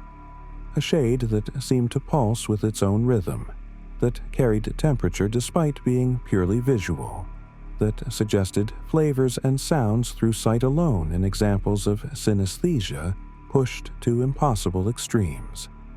This orange held depths that normal colors lacked, contained dimensions within it. Looking at it was like looking down an infinite corridor, where each point of perspective revealed new layers of the same terrible hue. Some described it as the color of dying stars, or ancient ice, or the light that might exist between universes, grasping for comparisons that could never quite capture what their eyes reported. The orange wasn't consistent but shifted moment to moment, pulsed with rhythms that might have been heartbeats or might have been the fundamental frequency of reality vibrating at levels usually imperceptible to human awareness. Bill Denbrough encountered the deadlights during the ritual of Chud, that psychic confrontation that occurred on planes of existence beyond the physical, where consciousness met consciousness without mediating flesh. In this space between spaces, Bill saw the deadlights in their fuller glory, experienced them not just as visual phenomenon, but as presence, as awareness that recognized his awareness and found it amusing or perhaps contemptible in its insignificance. The lights surrounded him, above and below and within, creating environment of impossible illumination that came from everywhere and nowhere, that cast no shadows because shadow requires directionality, and these lights existed in all directions simultaneously. Bill felt himself fragmenting under their attention, his sense of self dissolving in the presence of something so much larger, so much older, so fundamentally other that comparison between human and IT became meaningless, as comparison between ant and ocean. The cold that accompanied the deadlights exceeded physical temperature, penetrated beyond flesh and bone into whatever constituted the soul or consciousness, froze thought itself, made awareness crystallize and shatter. This cold wasn't absence of heat, but presence of something else. Fundamental wrongness that manifested as chill, the sensation of being exposed to vacuum, or to spaces between atoms where warmth couldn't exist, because the physical laws that permitted heat didn't operate. Those who experienced this cold reported that it continued after the encounter ended, lingered in their cells, created permanent sensitivity to temperature drops, as if the deadlights had marked them, left trace elements of cosmic freeze that would never quite warm. Beverly felt this cold intensely, felt it trying to stop her heart, or perhaps trying to freeze time around her heart, creating stasis that would preserve her forever in the moment of witnessing. Eternal spectator to lights that never changed, because change implied time, and the deadlights existed outside temporal flow. The voice of IT, when it spoke from the deadlights, came not through air or vibration but directly into consciousness, bypassed ears entirely to manifest as thought that the listener knew wasn't their own thought. Words that appeared in the mind fully formed and terrible. This voice carried weight of ages, spoke truths about the universe that human minds weren't designed to comprehend, revealed perspectives that made human concerns seem trivial beyond measure.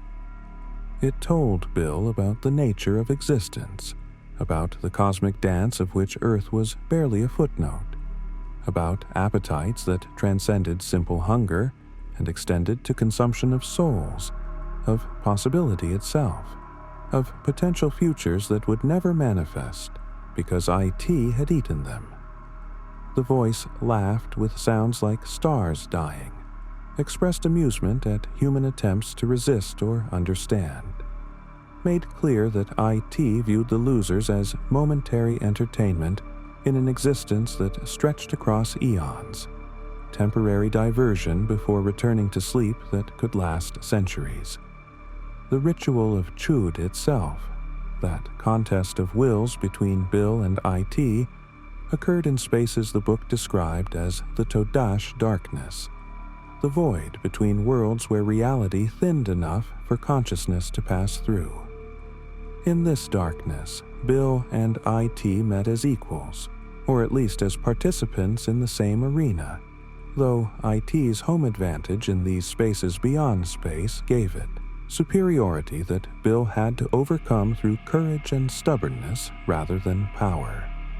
The darkness held stars that weren't stars, geometries that violated Euclidean principles, distances that changed based on attention paid to them, creating an environment of fundamental instability where the only constant was the contest of wills between boy and monster. Bill saw IT's true scope in these moments, understood that Pennywise and all the other forms were merely fingers of a vast hand, projections into Derry from a being that existed mostly elsewhere, in dimensions that couldn't manifest fully in 3 spatial dimensions and linear time. The turtle that appeared in Bill's visions during the ritual of Chud represented opposition to IT, cosmic counterbalance, force of creation against IT's consumption, though the turtle made clear it wouldn't actively intervene, would only observe and perhaps offer cryptic guidance. This turtle existed on the same scale as IT, another ancient being playing games with universes, and its presence suggested that IT was not unique, that the cosmos contained multiple entities of similar power and nature, engaged in conflicts and collaborations that spanned dimensions human minds couldn't visualize. The turtle spoke in riddles about creation and destruction, about how universes were vomited forth in a single catastrophic moment, and how that meant nothing to beings like itself and IT who existed before and would exist after, for whom a universe represented temporary condition rather than eternal framework. These revelations about the true nature of reality threatened Bill's sanity, made his struggle against IT seem simultaneously more important and less, mattered absolutely to his world while mattering not at all to the greater cosmos the turtle revealed. The form of the spider that IT manifested as during final confrontations represented its closest approximation to a body that human minds could process without shattering, physical manifestation that violated fewer natural laws than the Deadlights, though it still exceeded possibility in numerous ways. This spider lurked in the sewers beneath Derry, in caverns that shouldn't exist, in spaces the city's infrastructure plans never showed, because they predated human habitation by millions of years. The spider's body exceeded any natural arachnid's proportions, bulk comparable to a house, legs spanning spaces that could accommodate cars, abdomen swollen with eggs that held IT's offspring, or perhaps held nothing because IT might not reproduce in ways biology would recognize. The carapace gleamed black in the dim light of the sewers, surface that reflected nothing, absorbed illumination like event horizon, created absence in the shape of spider where spider shouldn't be able to exist at such scale. The spider's eyes, multiple pairs arranged in patterns that suggested both arachnid and something else, glowed with red light that seemed to come from internal source, from fires burning inside IT's head, from heat of thoughts too terrible for darkness to fully contain. These eyes tracked the losers with intelligence that far exceeded spider capacity, demonstrated awareness and malice, recognition and hatred. Emotions no spider should possess, but IT possessed in abundance and channeled through this form. The gaze of these eyes carried weight, physical pressure felt by those it focused on, attention that crushed like deep water or heavy gravity, made movement difficult and thought sluggish, pinned victims in place through will manifested as force. When all the eyes focused on single target, that person felt its full awareness bearing down, experienced what it meant to be truly seen by something ancient and hungry, to be recognized as food and entertainment, sustenance and toy. The spider's mandibles worked constantly, grinding movements that produced sounds like stones crushing against each other, creating rhythms that suggested speech or perhaps digestion, breaking down not food but reality itself in preparation for consumption. These mouth parts dripped fluids that might have been venom or digestive enzymes, or simply water condensed from the eternal damp of the deep sewers. But whatever the liquid was, it burned where it fell, ate through stone and metal, left scars in concrete that suggested acid potency beyond chemical possibility. The mandibles could spread wide enough to engulf human bodies, and the losers witnessed evidence of this capacity in the remains they found scattered in IT's lair.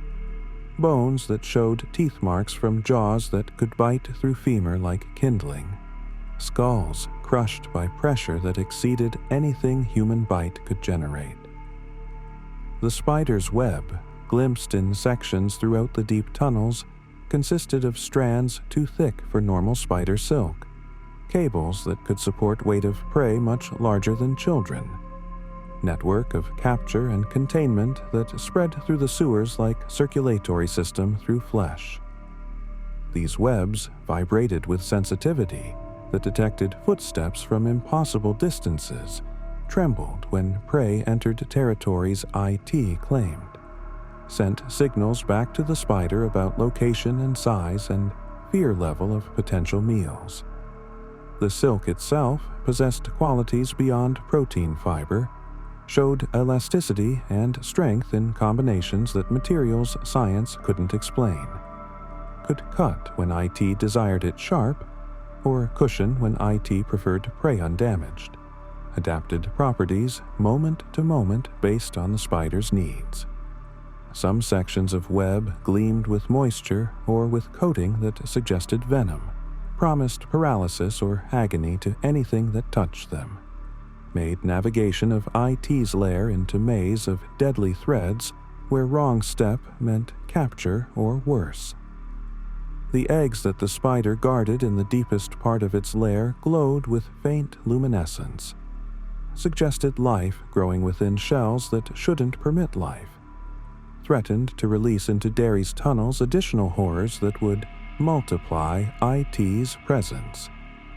These eggs exceeded ostrich size, some large as watermelons, arranged in clusters that suggested laying occurred over extended period or perhaps simultaneously, deposited by the spider in numbers that promised infestation if allowed to hatch. The shells showed translucency that permitted glimpses of what gestated inside, shapes that sometimes appeared spider-like, sometimes human-like, sometimes wholly other, as if IT's offspring hadn't committed to final form, remained fluid in their development, waiting to imprint on whatever prey they encountered first. The eggs pulsed with rhythms that matched the Deadlights' orange glow, suggested connection between spider form and IT's truest nature, made clear that destroying the spider wouldn't necessarily destroy IT, but only its current physical manifestation in Derry. Bill's assault on the eggs, crushing them under his feet and hands, released fluids that burned and smelled of decay, mixed with something chemical, artificial, wrong on levels that transcended simple rotting. The eggs' contents varied, some holding spider-like creatures small enough to scatter into shadows, others containing masses of something that resembled neither spider nor anything else recognizable. Formless tissue that pulsed with life that shouldn't exist outside protective shells. Bill's determination to destroy them all came from understanding that letting even one egg survive meant IT would return, would rebuild its presence from single offspring, demonstrated patience that could wait centuries for another feeding cycle. The spider's rage at this destruction manifested in sounds that combined screaming and laughter, fury and amusement, as if IT found the attempt admirable even while it hurt, appreciated the defiance even as it swore revenge. The spider's legs moved with articulation that exceeded normal arachnid joints, bent in ways that suggested additional segments, or perhaps that the legs weren't truly solid but could flex anywhere along their length, maintained rigidity when needed, and fluidity when advantageous. Each leg ended in point sharp enough to pierce concrete, and the losers heard these points clicking against stone as the spider moved through its domain, tap, tap, tapping, that echoed through tunnels and announced IIT's approach, gave warning that couldn't be ignored because the sound surrounded them, came from all directions as the spider's legs created percussion against every surface.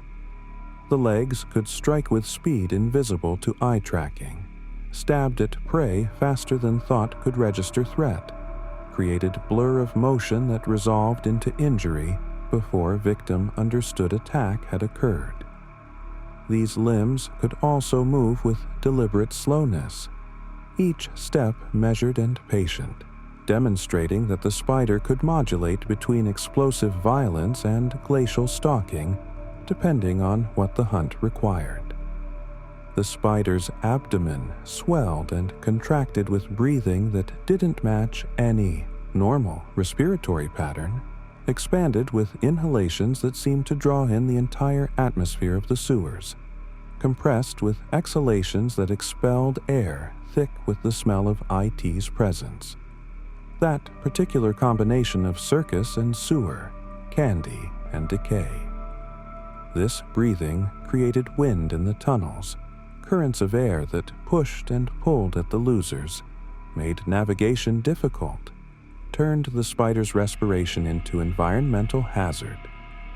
Sometimes the breathing paused entirely, the spider becoming still as stone, creating silence more terrible than sound, because it suggested the creature could function without air, that the breathing served purposes other than biological necessity, perhaps communication or perhaps digestion of fear on levels that transcended simple oxygen exchange.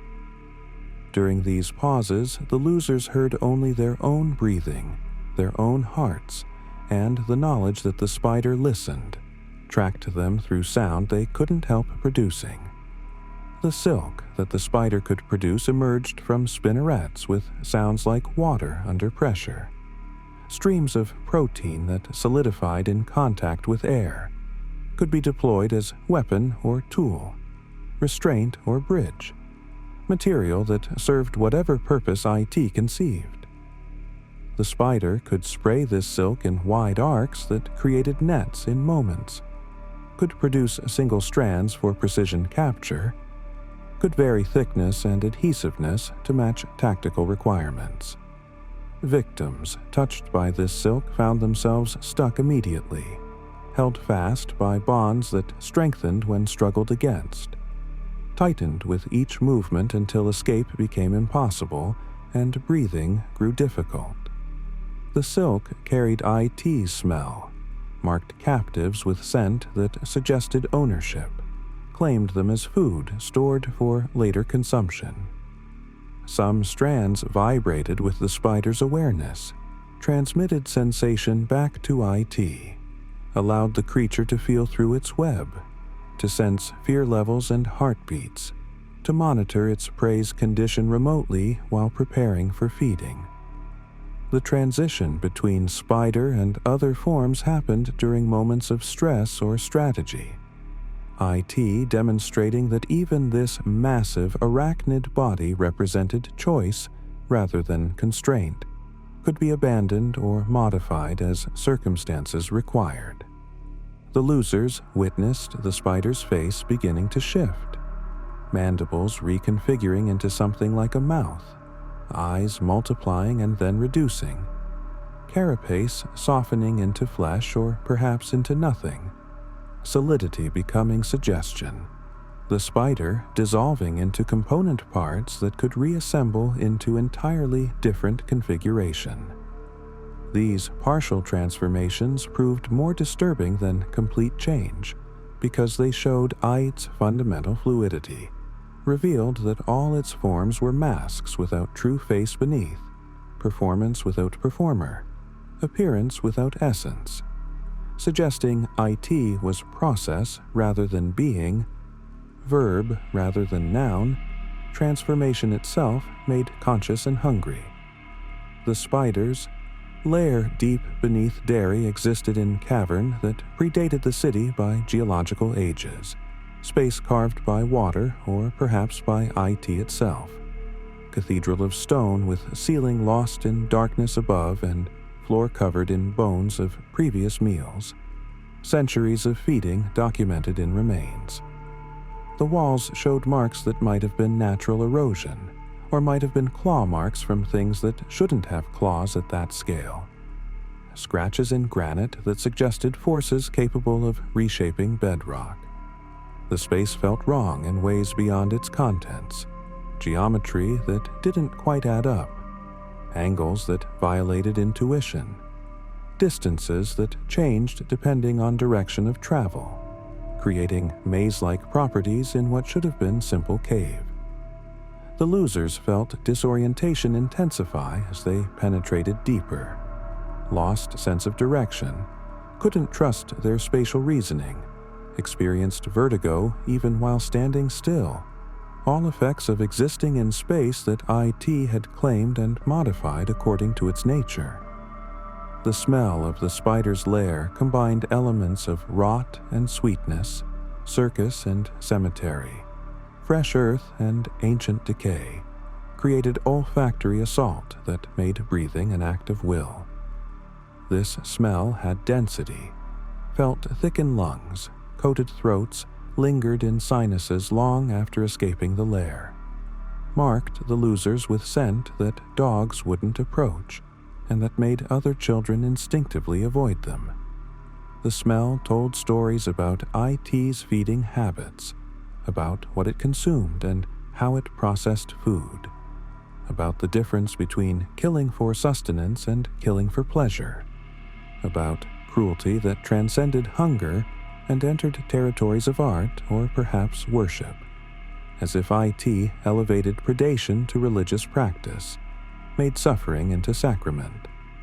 The losers breathed this smell and understood viscerally what they faced, knew in their bodies what their minds struggled to accept, that they confronted something that had been feeding in Derry for longer than human memory, that had cultivated fear like farmers cultivate crops.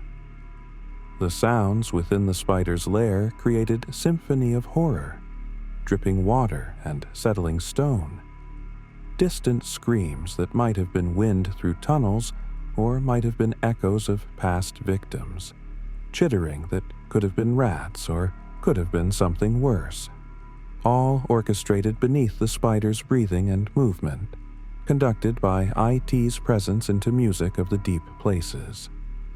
The losers heard voices in these sounds, words that might have been imagination or might have been genuine communication. IT speaking through the environment itself, using the lair as instrument, playing architecture like organ, creating meanings from acoustics. These sounds affected them psychologically, undermined confidence, suggested they were surrounded, made them hear pursuit where none existed, and miss actual dangers lost in false alarms, turned their own senses against them in service of AT's hunting strategies. The cobra form that IT manifested during psychic combat existed somewhere between physical and mental, appeared to Bill during the ritual of Chud as serpent of impossible proportions, body thick as trees, length that could wrap around buildings, scales that gleamed like metal and cut like blades. This cobra combined elements of earthly snakes with attributes no serpent possessed, hood that could spread to block horizons, fangs that dripped venom capable of killing gods, eyes that held hypnotic power transcending mere animal magnetism, gazing into something fundamental about consciousness and will. The cobra swayed with movements that created patterns in air, traced geometries that mesmerized and trapped, made watching unavoidable even though watching brought danger, demonstrated that IT understood hypnosis at levels that combined psychology with cosmic manipulation, used the cobra's natural advantages and amplified them to supernatural extremes. The cobra form's relationship to the concept of blade added surreal dimension to its horror, as if IT couldn't fully separate serpent from cutting edge, created hybrid of organic and inorganic, living creature and weapon, motion and sharpness combined in single entity. Witnesses described seeing the cobra's edges as if the snake possessed dimensionality beyond normal 3 dimensions, existed partially in spaces where flesh could have the properties of metal, where curves could simultaneously cut.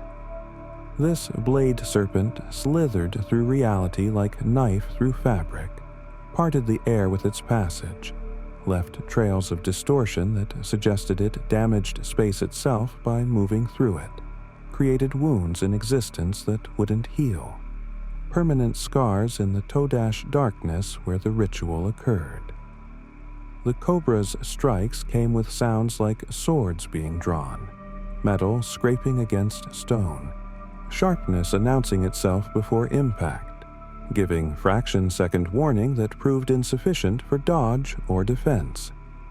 The venom that the blade cobra carried exceeded biological toxin, represented corruption at levels beyond physical, promised transformation rather than mere death, threatened to change whatever it touched into something other, something belonging to IT.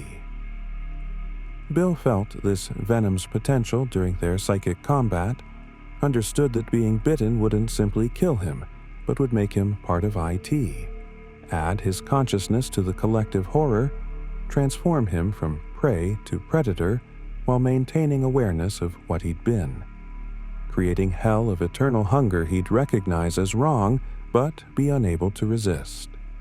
This venom dripped from fangs impossibly large, collected in pools that glowed with the Deadlights' orange hue, suggested direct connection between the cobra's bite and IT's truest nature, made the serpent form into delivery system for existential poison, for contamination that operated on cosmic scales. The album of photographs that Mike Hanlon maintained as documentation of Derry's history became itself a manifestation point for IT, pages where the creature could reach across time, animate images that should have remained static, demonstrate that its power extended beyond immediate presence into recorded past. Mike witnessed figures in these photographs moving when they shouldn't move, saw Pennywise waving from pictures taken before Mike was born, watched as historical images rearranged themselves to include the clown in positions it hadn't occupied in previous viewings. The photographs showed IT at the Bradley Gang shooting of 1929, standing in the crowd that gathered to witness the carnage, silver suit visible among the dark coats of Depression-era spectators. In images from the ironworks explosion, that same figure appeared multiple times, positioned at different angles as if IT had been photographed from several perspectives simultaneously, or as if multiple instances of IT had attended the same tragedy, multiplied itself to better observe the suffering its machinations had produced. The way IT appeared differently to different observers simultaneously suggested the creature existed in quantum superposition, manifested multiple forms at once depending on who looked and what they feared most. During group encounters, the losers sometimes compared notes afterward and discovered they hadn't all seen the same thing, that IT had shown Pennywise to one child while appearing as werewolf to another, maintained separate performances for each witness, even though they stood in the same location viewing the same entity. This ability to be many things at once transcended simple shapeshifting, implied IT existed in states of multiplicity that normal physics couldn't account for, was simultaneously wave and particle, all forms and no form, definite and indefinite, until observation forced temporary collapse into single manifestation. The losers' realization of this property added new dimension to their fear, understanding that IT could target each of them with personalized horror while never dividing its attention, could hunt them all individually while remaining single unified threat. The smoke and mist that sometimes accompanied IT's transformations served as visual transition between forms, obscured the mechanics of change, created moments of obscurity where anything might happen, where the eye lost track of details and the mind filled gaps with imagination that often proved worse than reality. This smoke carried its own properties, thickness that seemed unnatural for vapor, colors that shifted between gray and orange and black, odors that combined sulfur and sweetness, chemical and organic, burning and rotting in combinations that suggested the smoke wasn't simple particulate matter, but manifestation of IT's essence made visible, the substance of nightmare given temporary physical presence. The losers learned to dread this smoke, recognized it as herald of transformation, understood that when mist gathered without apparent source, IT prepared to change, to surprise them with new horror tailored to the moment's requirements. The calliope music that sometimes preceded Pennywise's appearances belonged to no actual calliope, emerged from empty air or from sewers that held no musical instruments, played melodies that combined carnival cheer with dissonance that made the tunes disturbing rather than festive. This music carried across impossible distances, reached the losers' ears when they were miles from any circus or fair, reminded them that IT watched and waited, that Pennywise remained active even when not visible, maintained presence through sound when sight failed to reach. The Calliope's songs twisted familiar melodies into wrong configurations, took childhood tunes and corrupted them with notes that violated musical scales, created harmonies that shouldn't harmonize, transformed innocence into menace through subtle alteration, made the familiar foreign and threatening, demonstrated that IT understood how close joy and fear actually existed, how easily one could become the other with minimal adjustment. The balloons that served as Pennywise's signature prop demonstrated properties that transcended normal latex and air, floated against stronger winds than their buoyancy should overcome. maintained inflation for durations that suggested they weren't truly balloons, but three-dimensional symbols. Visual metaphors for IT's ability to make the cheerful terrible, the innocent dangerous. Some balloons, when they popped or were deliberately burst, released not air but other substances, sometimes blood that splashed witnesses with warmth and iron smell, sometimes confetti made from materials better left unidentified, sometimes swarms of small black shapes that might have been insects or might have been something worse, fragments of IT itself dispersing to find new hiding places. The strings of these balloons behaved with intention, wrapped around wrists with grip that tightened, sought out hands to entangle, demonstrated agency that suggested each balloon was extension of IT's will, remote appendage that could act independently while remaining connected to the whole.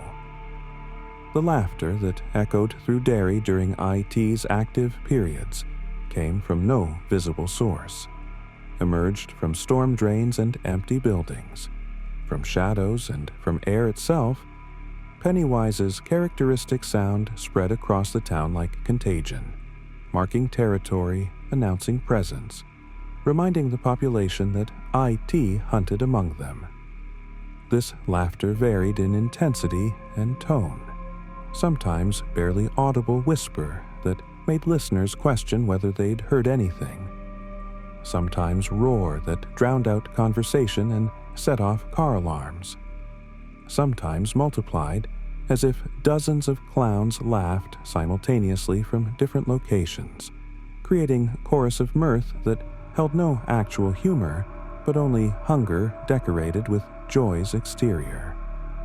Children learned to recognize this laughter's subtle variations, understood when it signaled immediate danger versus distant observation, when IT stalked nearby versus watched from afar, developed expertise in acoustic threat assessment that served as survival skill in town where the monster could be anywhere, could emerge from any shadow.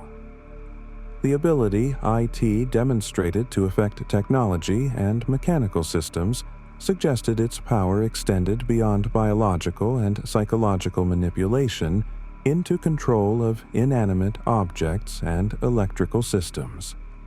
Lights flickered when IT passed, sometimes forming patterns in their on-off cycling that might have been code, or might have been IT playing with infrastructure like child with light switch, demonstrating casual dominance over human invention. Televisions and radios sometimes showed IT's face or broadcast its voice when tuned to dead channels, empty frequencies that should have carried only static instead, delivering clowns' promises and threats. Pennywise appearing in snow and interference, face formed from random pixels organized into terrible meaning. Cars stalled when IT wanted them immobile, engines that had worked perfectly suddenly refusing to start, trapping drivers in vehicles that became cages, metal boxes from which IT could feed at leisure. The historical manifestations that Mike's research documented showed IT adapting its forms to match each era's particular fears and cultural touchstones, demonstrated the creature's ability to evolve with human society, to remain contemporary across centuries despite its ancient origins. In the 1700s, witnesses described encounters with figures from colonial nightmares, creatures from Native American legends given form and hunger, spirits that the original inhabitants had feared, and IT appropriated for its purposes. The 1800s brought manifestations suited to frontier anxieties, things that lurked beyond firelight, predators from wilderness pressed against civilization's edges. The early 1900s saw IT deploy forms influenced by industrialization's horrors, machines that malfunctioned into menace, technology turned against its users, smoke and gears and crushing mechanisms animated by malevolent intelligence that understood how modernity, created new categories of fear. The connection between IT and Derry itself ran deeper than simple habitation, suggested the town had grown around the creature rather than the creature choosing the town, made Derry into expression of IT's nature, made civic infrastructure, urban planning influenced by hunger that required regular feeding. The town's layout, when viewed from above, showed patterns that might have been coincidental or might have been deliberate. Streets that arranged themselves into shapes with meanings. Intersections that created geometries of significance. Whole neighborhoods positioned according to design that served purposes beyond traffic flow or zoning logic. The architecture echoed IT's preferences.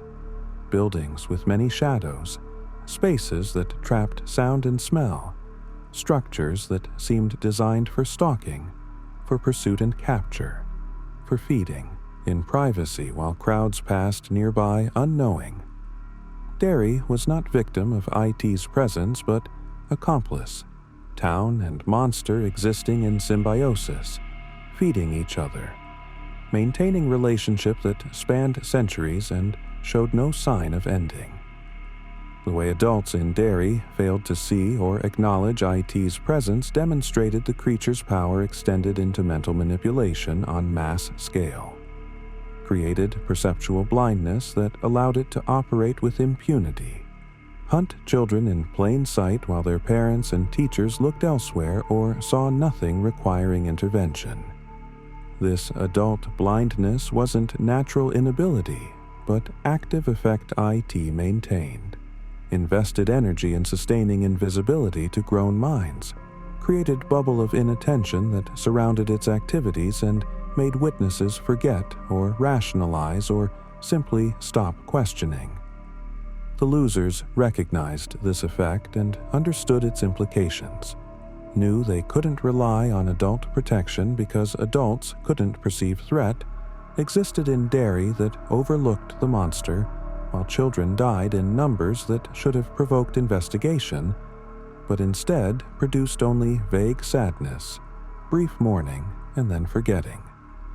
The town's collective memory edited by IT to remove evidence of its feeding. The names that IT accumulated across its long existence in Derry suggested the creature had been recognized and feared under various identities, called different things by different groups, named and renamed as populations changed but always present, always hungry, always patient. The Penobscot peoples who lived in the region before European contact had their own name for IT, concept that Mike's research translated roughly as the thing that sleeps and wakes, understanding IT's cyclical nature, its periods of dormancy followed by activity, pattern that predated written history and would likely continue long after current civilization fell. European settlers brought their own names, called IT by terms from their folklore and religion, tried to categorize it using familiar frameworks of devils and demons, failed to capture its true nature, but recognized its wrongness, left warnings in documents and letters that subsequent generations ignored or dismissed as superstition. The ritual of Chode represented contest that IT respected and feared, ancient psychic combat that operated by rules older than the creature itself, perhaps older than Earth, carried over from cosmic contexts where beings like IT and the turtle engaged in struggles for territory or entertainment or purposes that human minds couldn't grasp. This ritual required courage beyond physical bravery, demanded willingness to confront IT mind to mind in spaces where the creature held advantage, where its true nature became visible, and sanity became expendable resource traded for victory. Bill's decision to engage the ritual came from understanding that physical force couldn't destroy IT, that bullets and blades addressed only the creature's projections while leaving its essence untouched, that defeating IT required entering its domain and beating it at contest it understood, making oneself vulnerable to demonstrate strength, accepting risk of being consumed to prove oneself unconquerable. The scars that encounters with IT left on survivors transcended physical marks, though some losers bore those as well, created permanent changes in how victims perceived reality, opened sensitivities they couldn't close, made them aware of things beyond normal human perception that they couldn't unlearn. Eddie carried asthma that had roots in psychosomatic response to IT, but became real enough to require medical treatment, body manifesting fear as physiological condition, IT's influence extending into cellular function and tissue development. Beverly retained sensitivity to blood that went beyond normal reaction, any sight of it triggering memories of that bathroom manifestation, connecting bodily function to cosmic horror in ways that made navigating womanhood additionally complex. Each loser bore similar burdens, invisible injuries that shaped their adult lives, made them different from people who'd never encountered IT, marked them as survivors of something their minds struggled to integrate into coherent worldview. The forgetting that occurred when the losers left Derry represented IT's final defense, erasure of memory that protected the creature by ensuring witnesses couldn't warn others, couldn't build coalitions, couldn't prepare defenses based on previous encounters. This forgetting happened gradually, details fading first, then events, then eventually the knowledge that anything unusual had occurred in Derry at all, until the losers lived adult lives in other cities, with no conscious awareness of why they'd fled their hometown or what they'd faced there. Only Mike remained in Derry, appointed himself guardian and keeper of memory, fought against the forgetting through documentation and deliberate recall, maintained vigil that allowed him to summon the others when IT's cycle approached renewal.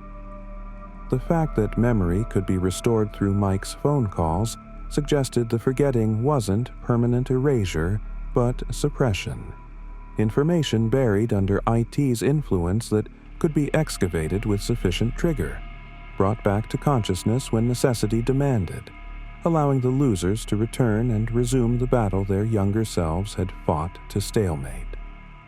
The true nature of IT remained ultimately unknowable, glimpsed in fragments through the Deadlights and the ritual of Chud, but never fully comprehended because human consciousness lacked framework for processing what IT actually was, operated with categories and concepts inadequate to the task of containing cosmic horror. It existed before Earth cooled, before solar system formed, before the universe itself, perhaps, arrived from spaces between realities when the world was young, carved out a territory in what would become Derry, Maine, established feeding ground it had maintained across geological ages. The forms it wore, from Pennywise to Spider to Deadlights themselves, all represented translation attempts. IT trying to manifest in ways three-dimensional beings could perceive and interact with, dumbing itself down to meet its prey's limited perceptual capacity. Understanding this helped the losers maintain sanity, recognizing that every encounter showed them only fraction of what IT was, that the full truth would shatter minds as surely as staring into the sun-blind's eyes, that fighting IT meant engaging with surface manifestations while its true bulk remained hidden in dimensions they couldn't access, couldn't even prove existed except through inference and faith. The patience IT demonstrated across its long existence, its willingness to sleep for decades between feedings, to let generations pass without hunting, spoke to fundamentally alien relationship with time, suggested the creature experienced duration differently than humans, that 27-year cycles represented mere heartbeats in consciousness that measured existence in eons, this patience made it more terrible rather than less, implied it couldn't be outlasted, couldn't be avoided by simply waiting for it to leave or die, that Derry would have it as long as Derry existed and possibly longer, that the only escape was destruction of one or both, monster or town, total victory or total abandonment, nothing between. The losers understood this on some level even as children, knew their battle wouldn't end in compromise or negotiation, that IT was not dragon to be placated with tribute or demon to be bound with contract, but force of nature wearing intelligence like decoration, hunger elevated to cosmic principle, appetite made conscious and given eons to perfect its craft. In the deep places beneath Derry, in the sewers that predated the city and would outlast it, IT waited in whatever forms suited the moment, patient as stone, hungry as void, ancient as darkness, and the story of its many terrible faces would continue as long as fear existed to give it shape, and children existed to provide sustenance for hunger that would never, could never be satisfied.